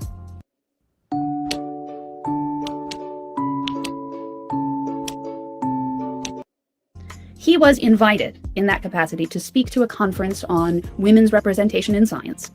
And he said at the beginning of his remarks, you know, when the organizer invited me to come here, I said, I've got 2 versions of this speech. I can give you the nice one, where I tell you all the great things that Harvard is doing to improve female representation in science departments, or I can give you a genuine, sincere, off-the-cuff rumination on why I think women remain underrepresented in science. I can give you the real talk. I can, the fuzzy bureaucratic one or the real one. And he said he wanted the real one, so here it is. And he proceeded to give what was actually fairly mainstream assessment of. And that's the problem. They don't want objective truth. The Bible even said that in the last days they will not love the truth. You can't tell women the truth a lot of times because a lot of times they're highly delusional. You can tell a few, but you can't tell most because they cannot handle the truth. They're in this coma-induced delusion. The digitally modified truth, which is a byproduct of genetically modified truth. And that's why, masculine men can't just speak truth to power and be real. Because masculinity is going to always be under the manufacture of liberalism and feminism, which is a problem in itself. Male and female differences when it comes to the hard sciences. He said that men are more likely to be represented out at the tail end of the ability bell curve. So you have more men than women who are way in the top 0.1% of scientific ability. And that also women tend to be less interested in these systematizing scientific topics than men. So even women who are extremely intellectually capable tend, as a matter of taste, to be more interested in more humanities and personal focused fields. Well, one of the most important aspects of this story is that he thought he was off the record. He was off the record. And the rules of off the record say that you can't take quotes from somebody's off the record speech and hand them to a journalist. But one of the classic differences between men and women is that men are more likely to be invested in rules, whereas women are more likely to focus on the outcome that they want, that they think is going to be best, and kind of fudge the rules to get their way to the outcome that they want. And that's, whether or not you accept that's true of men and women in general, certainly in this case, the women ignored the off the record rule, took Larry Summers' quotes to a feminist journalist, and stirred this up into a massive national scandal. And the thing that was so dismaying for those of us who remember watching it unfold at the time is that these women who were trying to get Larry Summers fired, and as they eventually did, did not offer any arguments. They did not try and say that what Larry Summers said was wrong on the facts. What they said in the quotes that they gave to the New York Times was, "I was so offended I couldn't even breathe. I had to leave or I would have passed out." And I'm sitting there thinking, you're not really beating the allegations that you're emotional rather than rational, ladies. Feminist hysteria managed to unseat one of the most powerful people in the United States from one of the most valuable positions simply on the basis of being offended without even trying to argue that what he had said was wrong. So by that, the foolishness. Helen Andrews brings up the Larry. So truth is based in feeling and delusion. Listen what I said, guys, when I started earlier. Digitally modified truth, genetically modified truth leads to digitally modified truth, and it's always tied into my truth and my story, but it's never tied into reality. And when you tell them the truth, they get mad and get upset and try to cancel you. And that's why I tell you, man, just be indifferent. Be indifferent. I'm gonna help as many young men as I can, but just be indifferent, man. It's just be indifferent. I'm not gonna be silenced. I've lost jobs, got fired because I can't be quiet. But this man, being an esteemed scientist, couldn't even tell them the truth because these women don't want to hear the truth. And this is what liberalism and feminism has done, especially radical feminism has done to the broader societies. Larry Summers' moment, not to relitigate the politics, but to show a turning point, a moment when emotional offense became more powerful than evidence, a moment when institutions learned one wrong sentence can end your career. Agree or disagree with their interpretation, the outcome is real. Men watched institutions become places where risk outweighs participation. So when Scott says men need to volunteer more, he's ignoring the obvious. Teachers, coaches, mentors, leaders, those roles didn't disappear because men ran from responsibility. They disappeared because the environment stopped being safe for men. You can't shame men out of a public life for 2 decades, then turn around and scold them for not showing up. This is not about avoiding responsibility. This is about institutions that treat male presence as a hazard. That's the context Scott won't touch. Let's talk about the term toxic masculinity. Yeah. Now, you say that this elicits all sorts of reactions, and you call that phrase the emperor of all oxymorons. What's your take?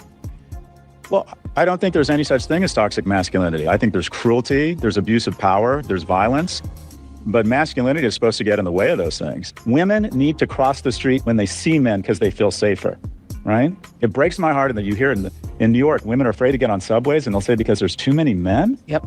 So from a very young age, we have to teach our boys, you're a protector. That's how you demonstrate masculinity. And it's not just physical. Real men break up fights at bars. They don't start them. Your default operating system as a man should be to weigh in and protect. That's why we're here. We have denser bone structure, better double twitch muscle, and this amazing thing called testosterone. And the whole reason we're given that is such that we can protect people. move to that. And here's where the contradiction finally exposes itself. Scott says masculinity must protect women. Men must intervene. Men must make the world safe. But let me ask a real question. Since when was the world ever free of crime? Since when was it ever safe for anyone, man or woman, to move without risk? And here's the part nobody wants to touch. When men try to practice prevention, don't walk alone at night. Be careful where you go. Cover yourself in dangerous areas. They were called controlling, toxic, oppressive. Women said, we will not be controlled. But when something happens, suddenly, where were the men? Where were you?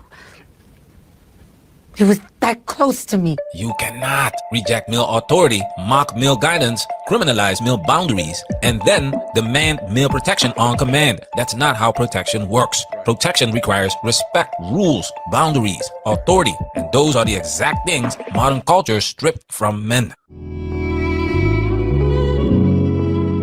They told men to open up, but only in ways that don't challenge the system. They told men to step up, but never asked why the ground keeps collapsing beneath their feet. They told men to earn more, while pretending the price of entry never changed. This wasn't about helping men. It was about reprogramming them to keep absorbing the cost of a broken deal. So here's the real message for the men watching. Don't let televised concern fool you into carrying a burden that was engineered, not earned. See the game.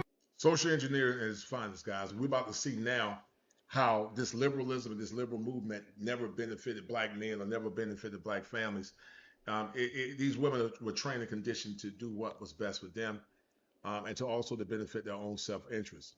And I'm going to show you, because some will say that Shirley Chisholm was a tether. They would say that she was a tether.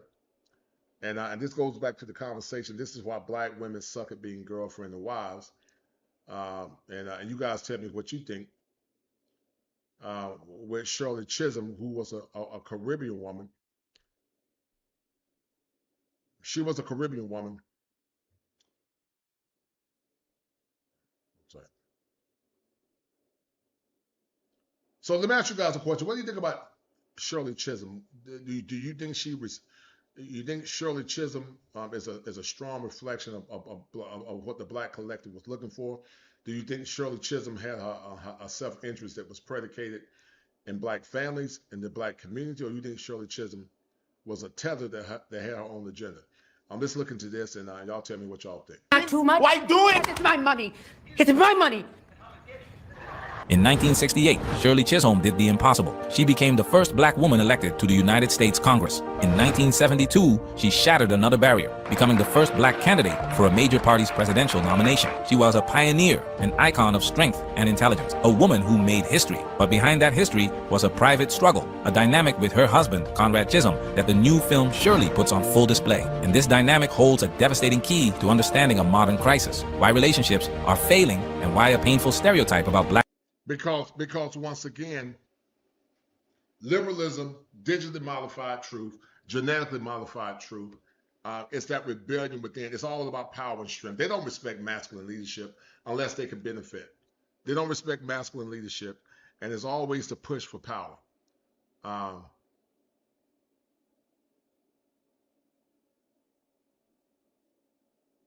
It's always a push for power.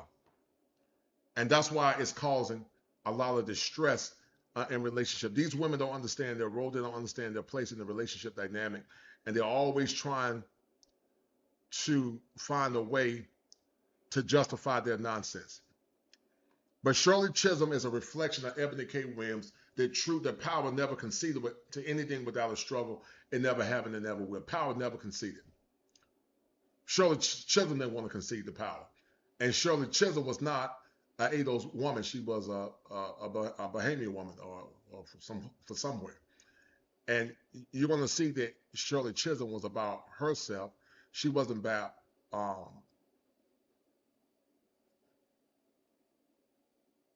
Coach, are they ready for you on? No, man, they ain't ready for me, brother. they ain't ready for me, because I'm gonna be brutally honest.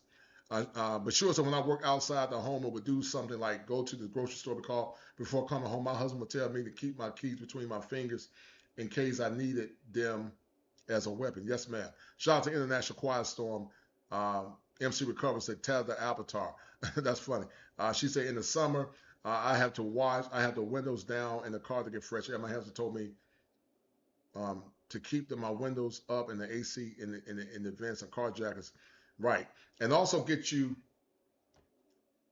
get you a hammer. And I just bought this thing here recently, guys. This is a high-end military-grade knife. I don't know if y'all can see this. I paid about $100 for this thing. So anytime I go walking, you know, I ain't gonna hurt nobody, but you never know, because you might get this hammer. I'm always protect myself, but I'm always the time protect those in my family too. And so I do believe in self-defense, and men and women taking care of themselves. You got to do it in this crazy world that we live in there. Because if you try to mess with me, I'm gonna take you out. I'm gonna take you out. I'm gonna try to take you out before you take me out. And while you bleeding out, I'm gonna get beside you and pray with you, and then I'm gonna take you to the Lord in prayer. But let's get back to this tether.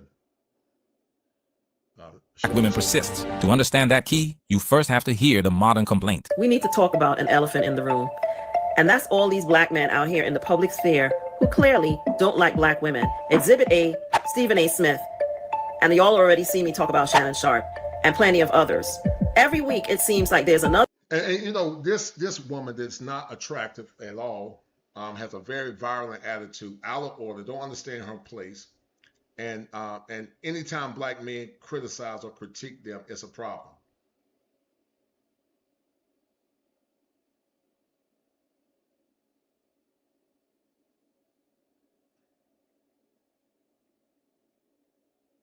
It's always a problem. It's always, you know, the black femme is always an ugly, bitter, angry looking woman, like this woman. And they don't like black women because they critique. But Stephen A. Smith is probably one of the more vanilla guys that I know. But they're not used to masculine men speaking out, because they want masculine men to damn be controlled based on their own selfish behaviors. Not understanding in other cultures, they would never disrespect a man. And I stand on biblical authority that man was made first, and men should and men were made to run this country, and a woman's job is to follow her man and support her man and to help him build this nation. Not against a woman getting a career. But that's why I could never be in academia, because my personality is too strong. I got in trouble several times by speaking up. But you're not going to emasculate me. I don't care about what they're saying. You're not going to emasculate me. Anytime black men speak out, it got to always be under their expectations or under their guidance. A man can't just be a man for the sake of being a man. Another clip, another hot take that's really just another opportunity to punch down on black women. And I'm frankly sick of it.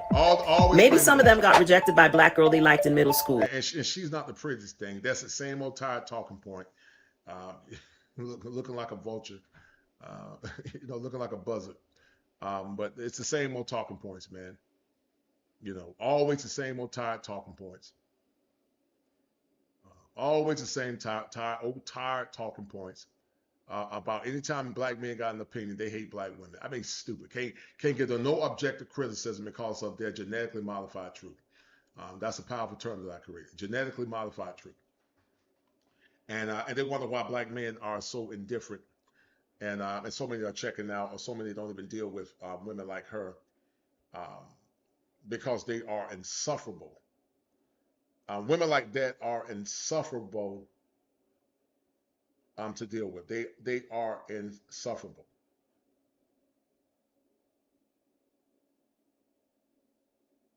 They are insufferable, guys. And you can't waste your time talking to a fool. Or high school. Maybe their mama didn't hug them hard enough. Your mama black, who hurt you? Same old tired talking points. Due to this unevolved woman that lacks emotional regulation and cannot think outside of her silly feelings. Anytime black men speak out, it got to always be through their approval. Won't be me. I'm just going to ignore you and speak the truth when I need to speak. Maybe they've spent their adult lives chasing white validation. Whatever it is, a lot of them are living out loud their self-hatred, and it's time we stop pretending not to see it. This is the loud, public conversation we hear today. It's often framed as self-hatred, but what if that's a surface-level explanation? What if the root cause is something deeper, something about purpose and partnership that we can see clearly in the story of Shirley and Conrad Chisholm? What if the real issue is a fundamental clash of purposes? This isn't a diss video. This is an autopsy of a modern relationship crisis, and our primary evidence is the story of a political icon. Big shout out to Dr. T. Hassan Johnson for this video topic request. Salute, salute, salute, salute. Make sure you check out his channel. Keep up the good work, sir. Quick note, to give you the best experience without copyright interruptions, our full uncut content is available on Patreon. So if you enjoy our content and want the full experience, support us on Patreon. Patreon gang, salute, salute, spoiler alert. This video contains spoilers, so you've been warned. Now it's time for us to get into this and do what we gotta do. Because we many.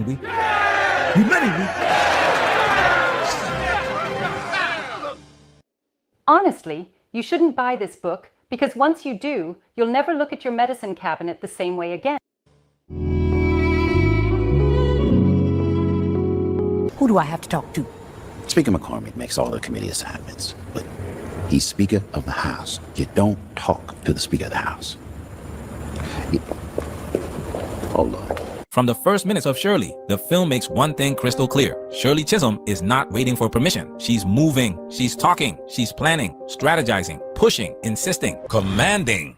Every room she walks into, she's already 3 steps ahead of everyone else. People tell her no, and she treats it like background noise. This is not a passive woman. This is a disagreeable woman. And in psychology, disagreeable doesn't mean rude or hostile. It means driven, assertive, unafraid of conflict, wired for leadership. And the movie nails this. There is no good reason for you to appoint me to the Agricultural Committee. I represent the 12th District of New York City. You will take all the assignment people you're given need to jobs nothing and fair about. housing. When And you that's earn why some they voted me seniority, in. we'll Seniority? I don't want to hear about seniority. John, if you want me to fight you on this, I'll fight you. You are not going to fight anyone. I am Speaker of the House. I decide who sits where, and you better fall in line, or you're going to kill your career before it even gets started. Andrew, here. You see her knocking on doors that were never supposed to open for her. You see her challenging the political machine. You see her refusing to shrink herself just to make other people comfortable. She is operating with the kind of intensity that makes history, but also requires a certain kind of personality. A masculine coded personality. Not male, masculine, focused, relentless, dominant, forward-moving, unafraid of confrontation, unapologetically mission first. These are the traits that let her become the first in rooms that didn't want her there. The traits that let her go toe-to-toe with men who underestimated her. The traits that made her a political force and a cultural disruptor. And after I taught Shirley all that, she turns around and runs against me for president of my own league. You still work with her? You forgive her? Nothing to forgive. Shirley believes in the necessary. At the time, she thought it was necessary for her to replace me. That's something to remember when you talk about guiding Shirley. And here's the thing, those traits are not bad. In fact, they're necessary. You cannot play at the highest levels of politics, especially in 1968 as a black woman, without stepping into that masculine frame. She needed that edge to survive. But this is where the film becomes more than a biopic, because once you see how she operates in public, you start to wonder how that same intensity plays out in private, especially with the man standing beside her, Conrad Chisholm, because every strength comes with a shadow. Every trait that builds an empire can strain a relationship. So, what do you think? A little late to be asking me now. But it's not too late. So what happens when the qualities that make you unstoppable in the world are the same qualities that quietly undermine the home you return to? It has been said, behind every great man is a great woman. Behind Shirley Chisholm is Conrad Chisholm, an investigator for the City Bureau of Medical Services. You two have been married for 19 years. How would you describe each other? Well, I tell you, I remember a time when she was introduced at a dinner by the MC, and it was very fitting to me that he described her as 100 pounds of nuclear energy, and I think it was very appropriate. Well, I would describe my husband as 200 pounds of patience. My husband is a remarkable man. I can truthfully say that I would not have been able to reach the top unless I had a very understanding mate. So basically, she got to have an agreeable husband that minimizes his masculinity to please her, and that's out of order. That's out of line. I would never do that. But that's what that's what he got to deal with. I personally would never do that. But that's what weak men do. I wouldn't do it. And indeed, I know it has been most difficult for him occasionally.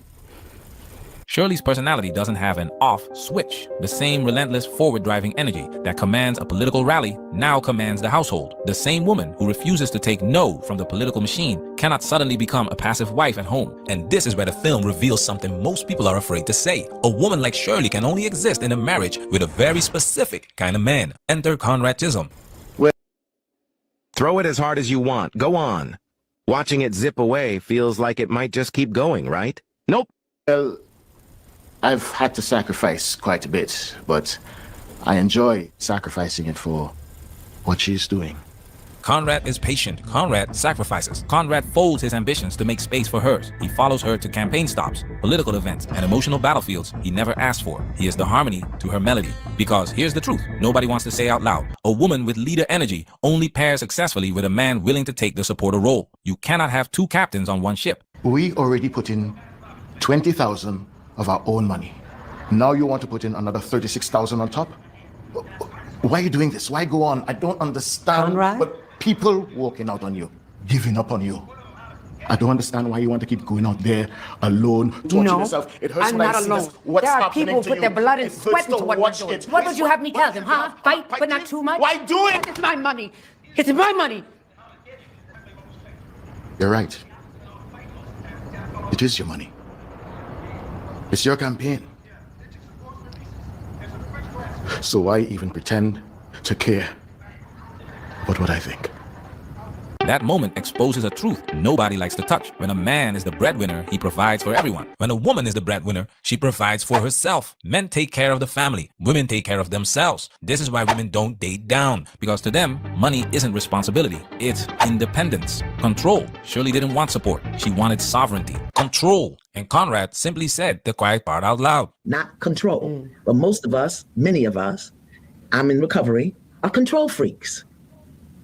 So it's a whole nother way, a whole nother vibe. She raises her hand. Every relationship, gay, straight, modern, traditional, eventually settles into a dynamic. Leader and follower, dominant and complementary, driving energy and stabilizing energy. Not a hierarchy of value, but a hierarchy of roles. One person drives, the other navigates. One person directs, the other stabilizes. When both want control, the relationship becomes a constant power struggle. When neither wants control, it becomes chaos. That's called relationship entropy. That's what that's called. That's called relationship entropy. Shirley is the captain by nature and necessity. Conrad becomes the anchor that keeps her steady enough to aim for the presidency. It's the only dynamic that works with a woman like her. But here's where the tension begins. When a woman carries the masculine role outside and carries the masculine role inside the home, the man who supports her might hold her up practically, but not always emotionally. And that creates a biological vacuum she can't admit, but can't escape. What happens when the follower cannot give the leader what she emotionally and even biologically craves?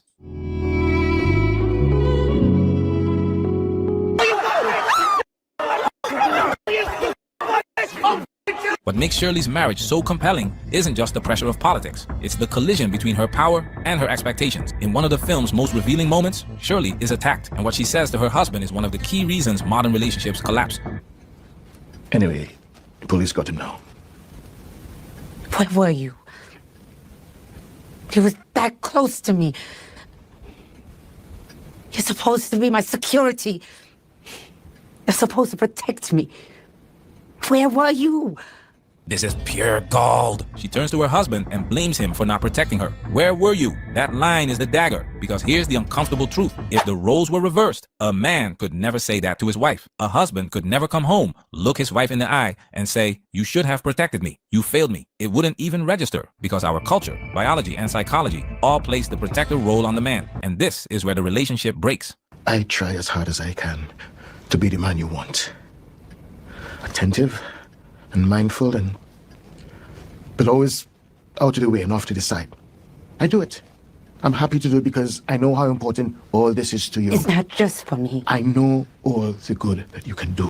And basically, her husband was a simp, guys. He put his masculinity on the side for the sake of pleasing her, and in the end, it never worked. So if you're gonna be the bad guy, let's go ahead and be the bad guy by default.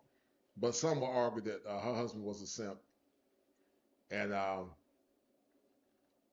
he lost his masculinity trying to please her.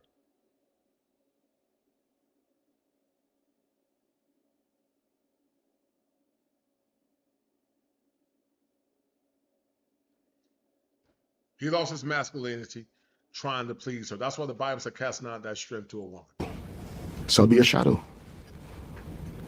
Because I know, for whatever reason, a shadow of a man is what you want. But don't get upset with me when I'm a little too good at it.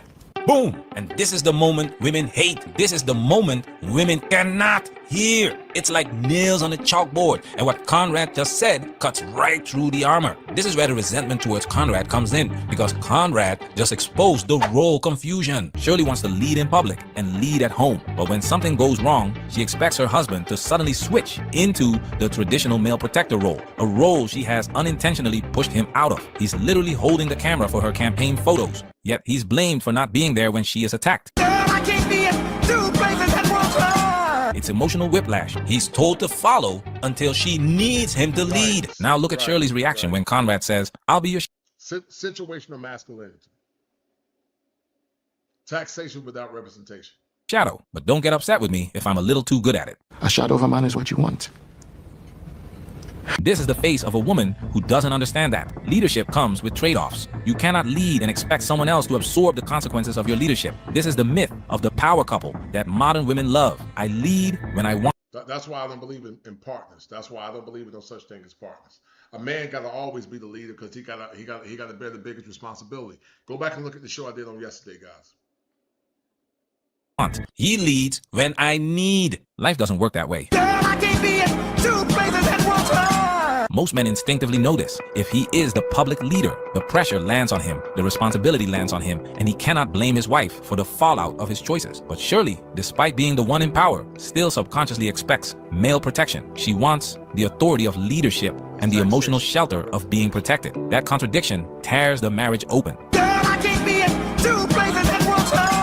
This is the core of the crisis. When the woman holds the dominant public role, the deep psychological expectation for the man to be the protector, the rock, the shield does not disappear. It lingers. It creates silent friction. She wants to lead, but she still wants to feel led. He wants to support, but he's stripped of the very identity, protector, provider, that defines how men love. They said, Chisholm, we know what you're going through. We know how rough and how tough, but we know that you have the courage and the balls and the audacity to shake this system up within the system. The movie accidentally proves a point. Even when a woman is the political leader, the expectation for the man to be the rock does not disappear. And that's why the scene hurts so much. It exposes a truth no one wants to say out loud. A woman can take the captain's chair, but her heart may still want what only the first officer can give. But what happens when the emotional needs of a dominant woman cannot be met by the very man she has pushed into the follower role? With AI, you can create any character you want in seconds. This used to require huge Hollywood. Muriel, I don't think I'm special. I don't. I'm just how I am. And I don't know any other way to be. This line is deceptively simple, but it's one of the most important lines in the entire film. Because in this moment, Shirley isn't talking about politics. She's not talking about strategy. She's talking about identity. It sounds like a plea for acceptance, but in the context of a relationship, it often functions as an ultimatum. It is the end of negotiation, the end of compromise, the point where self-awareness becomes self-absolution. It sounds soft, but it moves like steel. And she says the exact sentence that has become the backbone of modern dating frustration. I am how I am. I don't know any other way to be. This is where the film quietly mirrors a cultural reality. Black women in general have adopted this posture because it's the... And that once again is the genetically modified truth that leads to digitally modified truth. And we wonder why marriage rates are plummeting and why men are checking out and they don't care. We always look at the symptom of the problem, but we don't look at what caused the problem. And don't want to talk about it. Cultural blueprint they were given. Complete different thing. But since we've never been trained, we haven't been taught. So we do it the way we were taught to do it, which is very masculine in nature. But little did anyone know that actually dating and understanding dating and navigating dating is also a skill within itself. It also has to be taught. Dating has to be taught. It is a skill in and of itself. It must be taught. I was a pretty bad wife in the sense that nothing salacious. I just was so focused on my dreams, my ambitions, my aspirations, and frankly, kind of my agenda, you know, and I was immature enough and inexperienced enough to believe that loving me and being even, I guess, married to me even meant going along with that agenda. It meant if you love me enough, you're gonna kind of go my way, or more or less, here is the highway. The mentality of my way or the highway is installed. Now you guys see the talking point about liberalism, and we can have it all. Eboni K. Williams basically proved my talking point. She basically proved my talking points. She doesn't understand what her place is. Theologically, men are not supposed to follow their women. We can listen to our women and we can get some advice, but men are supposed to lead the woman. And every time men allow their woman to lead them, it always failed. If you don't believe me, ask Adam and Eve.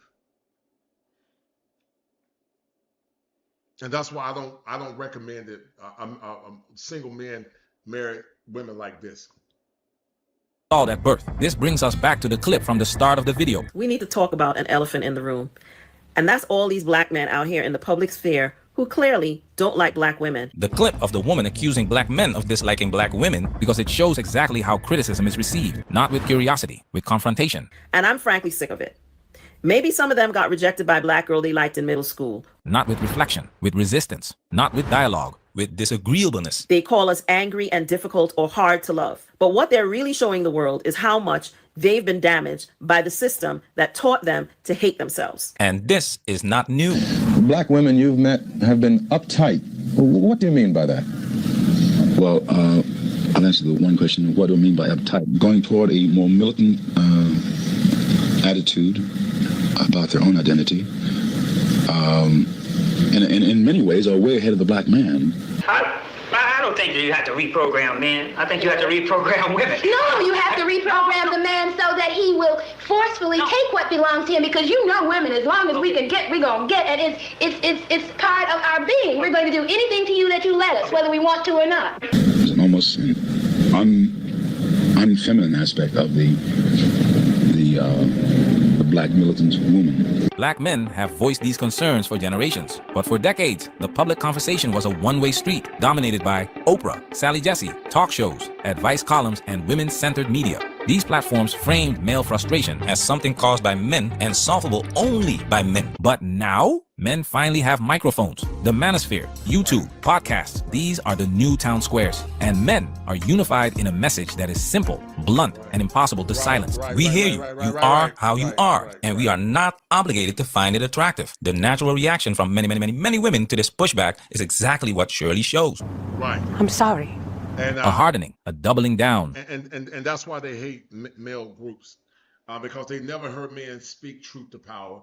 They misquote, and they misaffirm. They have a hatred for men's spaces, and they tend to truncate all men's spaces as being hating women, and building the world and whatever. But they don't look at something that causes men to be how they are. Needs drove behaviors. Men didn't hate women. Men never had a need to talk about women in the past until this liberalism, feminism, and women like Eboni K. Williams and Shirley Chisholm.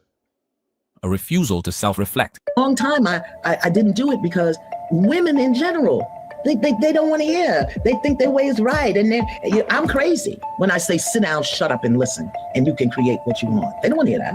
How you manage yourself, how you talk to men. We got to stop talking to these men like they're boys. Right. Even if he is driving a bus and he don't own it, or picking up trash. Even if he did 7.5 to 15, that doesn't give us a right to use this divine instrument called a throat and a voice to demean somebody. Dr. Van Zandt describes something so deeply ingrained that many black women don't even realize when they're speaking in a demeaning, masculine-coded tone. Some know, but do it anyway, and their response mirrors Shirley's. I'm just how I am. This is who I am.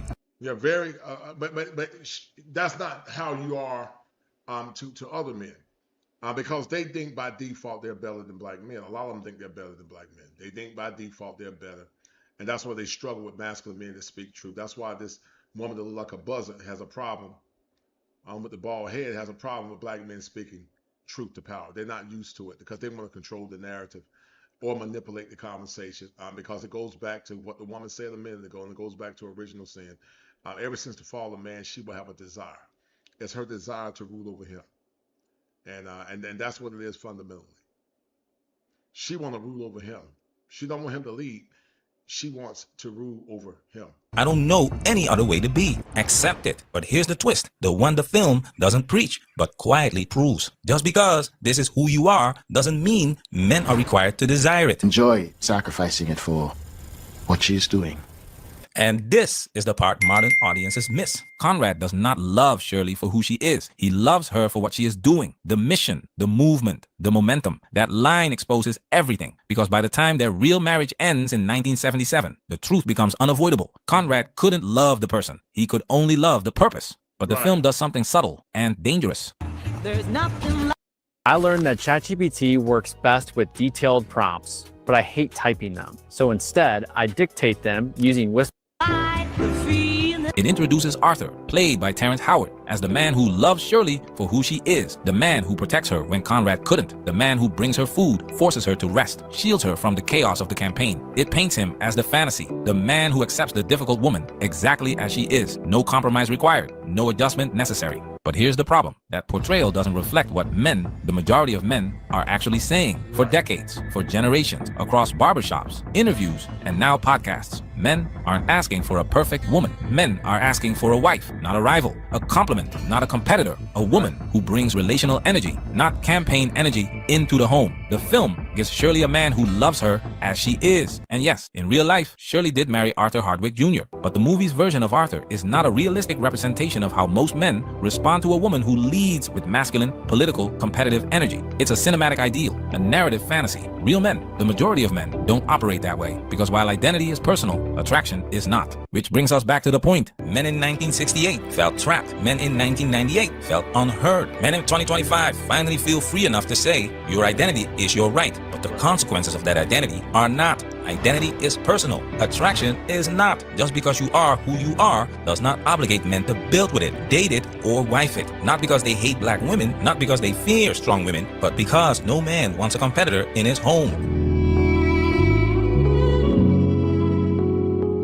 And in the end, Shirley's line crystallizes the entire problem. I just am how I am. This is not feminine energy. This is not cooperative energy. This is not relational energy. It is political energy. The byproduct of a culture where women are taught to lead, command, and negotiate like statesmen rather than relate like partners. It is the quiet echo of a gynocracy, a social structure where women set the emotional terms of the household and men are expected to adapt. Her husband struggles with it. Men today struggle with it. The film doesn't call it by name, but it captures the dynamic flawlessly. And that leads to the tragic irony. The traits that make Shirley powerful in public make her difficult to love in private. Because even when the culture shifts, relationship dynamics don't disappear. Expectations don't disappear. Attraction patterns don't disappear. And in the end, the market always corrects itself. You can demand any price you want for your product. You can insist men accept you as you are. You can even reshape the culture to treat your posture as normal or justified, but you cannot force anyone to buy it. And that goes back to what I said yesterday, guys, and we're going to end this stream. That the buyer cannot tell the seller what the price is. The buyer cannot tell the seller what the price is. The buyer can't tell the seller, guys, what the price is. And women that are smart understand it. Those that are not, they'll never understand it. You're not going to dictate to men what the standards are. Either you will become the standard or you will be by yourself. And that's what some don't understand. Guys, I hope y'all like the show. If you like it, make sure you hit one. Share the stream, hit the like button, please. Share the stream, guys. Thank you to the 2 people that donated the $5, Gregory Scotland. Eboni K exposed why modern black women are not considered a wife or girlfriend material by a lot of men. Guys, hit the like button, share the stream. And once again, if you like what I'm doing, guys, support the channel. Briefly, guys, before we end the show, any comments on the show, what you got out of the show, and if you guys see the correlation between Eboni K. Williams and also see a correlation between Shirley Chisholm. If you see any correlation between Eboni K. Williams and Shirley Chisholm and modern women, I want you guys to hit one. And tell me, guys, what y'all thought about the show. So hit one, Tell me what you thought about the show. But once again, guys, this is a byproduct of insanity. It's a byproduct of modernism. It's a byproduct of a concept I created called digitally modified truth. Kosher clinician. Here is a new term he created for the conversation. Genetically modified. Truth is the assertion that a woman by divine right is superior, a queen, and just because she is female, her wants should always be given. A position that's fortified in solipsism. Man, are you dealing with issues like this? There's a second term coined by the kosher clinician. Digitally modified truth is the precarious effects of media, politics, liberal indoctrination, absolvement of biblical truth, the minimization of masculinity, the destruction of the family, the eradication of objective truth, and the false assertion of paranoid persecution and victimization, which have led to groupthink. All right, guys, I hope you guys enjoyed the show. Once again, if you guys enjoyed the show, hit 1. If you guys enjoyed the show, guys, please hit 1. If you like what I'm doing, also share the stream. And also, guys, donate to the channel as well. Once again, guys, I appreciate you guys watching. Make sure, guys, you continue to love yourselves and set a standard. And guys, continue to move forth in your masculinity. Don't compromise it. And remember that your greatness is never contingent upon a woman. Your greatness is contingent upon how God see you and also how you see yourself. So once again, guys, we're going to end this stream. Thank you guys for watching. I will be back maybe Sunday for another show. I got a good show coming up, guys, Sunday, talking about the 7 signs that she's a kosher queen. I'm gonna hold tight. I'm gonna send you guys a copy of this. The 7 signs that she is a kosher queen. And I want you guys to go ahead and hit the like button now for this show coming up. The 7 signs that she is a kosher queen. Let me send you guys the link. This is gonna be a good show. And I'm gonna break this thing down. What you should be looking for in a quality woman in a time where quality women are getting harder and harder to find. The 7 signs that she is a kosher queen. Thank you, Rhonda, for tapping in there. I appreciate it. I hope you enjoyed the show. But guys, do me a favor. I want everybody to go right now and hit that like button for this show. Tell the algorithm to share the show. I need 5 folks to share this stream for Sunday. And I'm going to have a live panel on Sunday, guys. I'm going to have a live panel of guys to come on and talk about, after I do the show, what they're experiencing in dating, and also and if they agree with me what a kosher queen looks like. So I only call it on the end. Okay, Ron, I appreciate it, dear. And so, guys, this is what I want y'all to do. Go hit the like button for me for the show on Sunday, and we're gonna have a live panel, hopefully, where guys can come on after I break things down and talk about some of the things that they are experiencing in dating. And also in relationships, all right? So we're going to end it, guys. Thank you guys once again for watching. Thank you to the people that donated. And guys, we are going to sign off. Hit that like button and share this stream if you're not a beta male. Fire! Clinician. Aside to become the kosher clinician, the story and the war cry behind the kosher clinician was similar to some of the struggles and the things that I've been through as a man. And some of you men are still going through that right now. There's a philosophical term called an existentialist crisis. Basically what that means is that you begin to ask yourself the question of why am I existing? What is the purpose of my existence? And I think that's the story of a lot of men that have not been more or less raised or under the tutelage of masculine men. One of the greatest indictments, guys, about the manosphere is that people assert and assume that the manosphere preaches misogyny and hate. But the manosphere is not a response or and was created a silo. as an affront to women or black women, but the man still was a response to the pain and suffering that many black men were going through and continue to go through as we speak now. Once again, gentlemen, we are going through an existential crisis. Our country is in trouble. Some of you are in trouble mentally, physically, and emotionally. And you're not ready to move to higher ground until you get the requisite help. That's going to help you become the better version of yourself. Real men put the strap down and we can toss them. This is our culture. Now we talking kosher. Clinician. All right. There it is. All right. Now hit it for me. And it ain't culture. 7 in hell is what they taught you. We'll put them, and you can back up in young Dawson. Kosher. Clinician. All right, stop that. All I want you to say is, if it ain't 7, it ain't kosher. Say that first, okay? All right. All right, you ready? Start over? Yeah, start it. No. Okay, if it ain't 7, it ain't kosher, and... If it ain't 7, it ain't culture. Okay. Heaven and hell is what they taught you. Okay, perfect. Do that again, but give me a little attitude. If it ain't 7, it ain't culture. All right. Okay, you ready? Mm-hmm. And action. Young heads picking back up in young dolphin. This is our culture. Now we talking kosher. Clinician. That was cool. If it ain't 7, it ain't culture. Heaven and hell, that's what they told you. Real men put the strap down and we can toss them. Young heads picking back up in young dolphins. This is our culture. Now we talking kosher.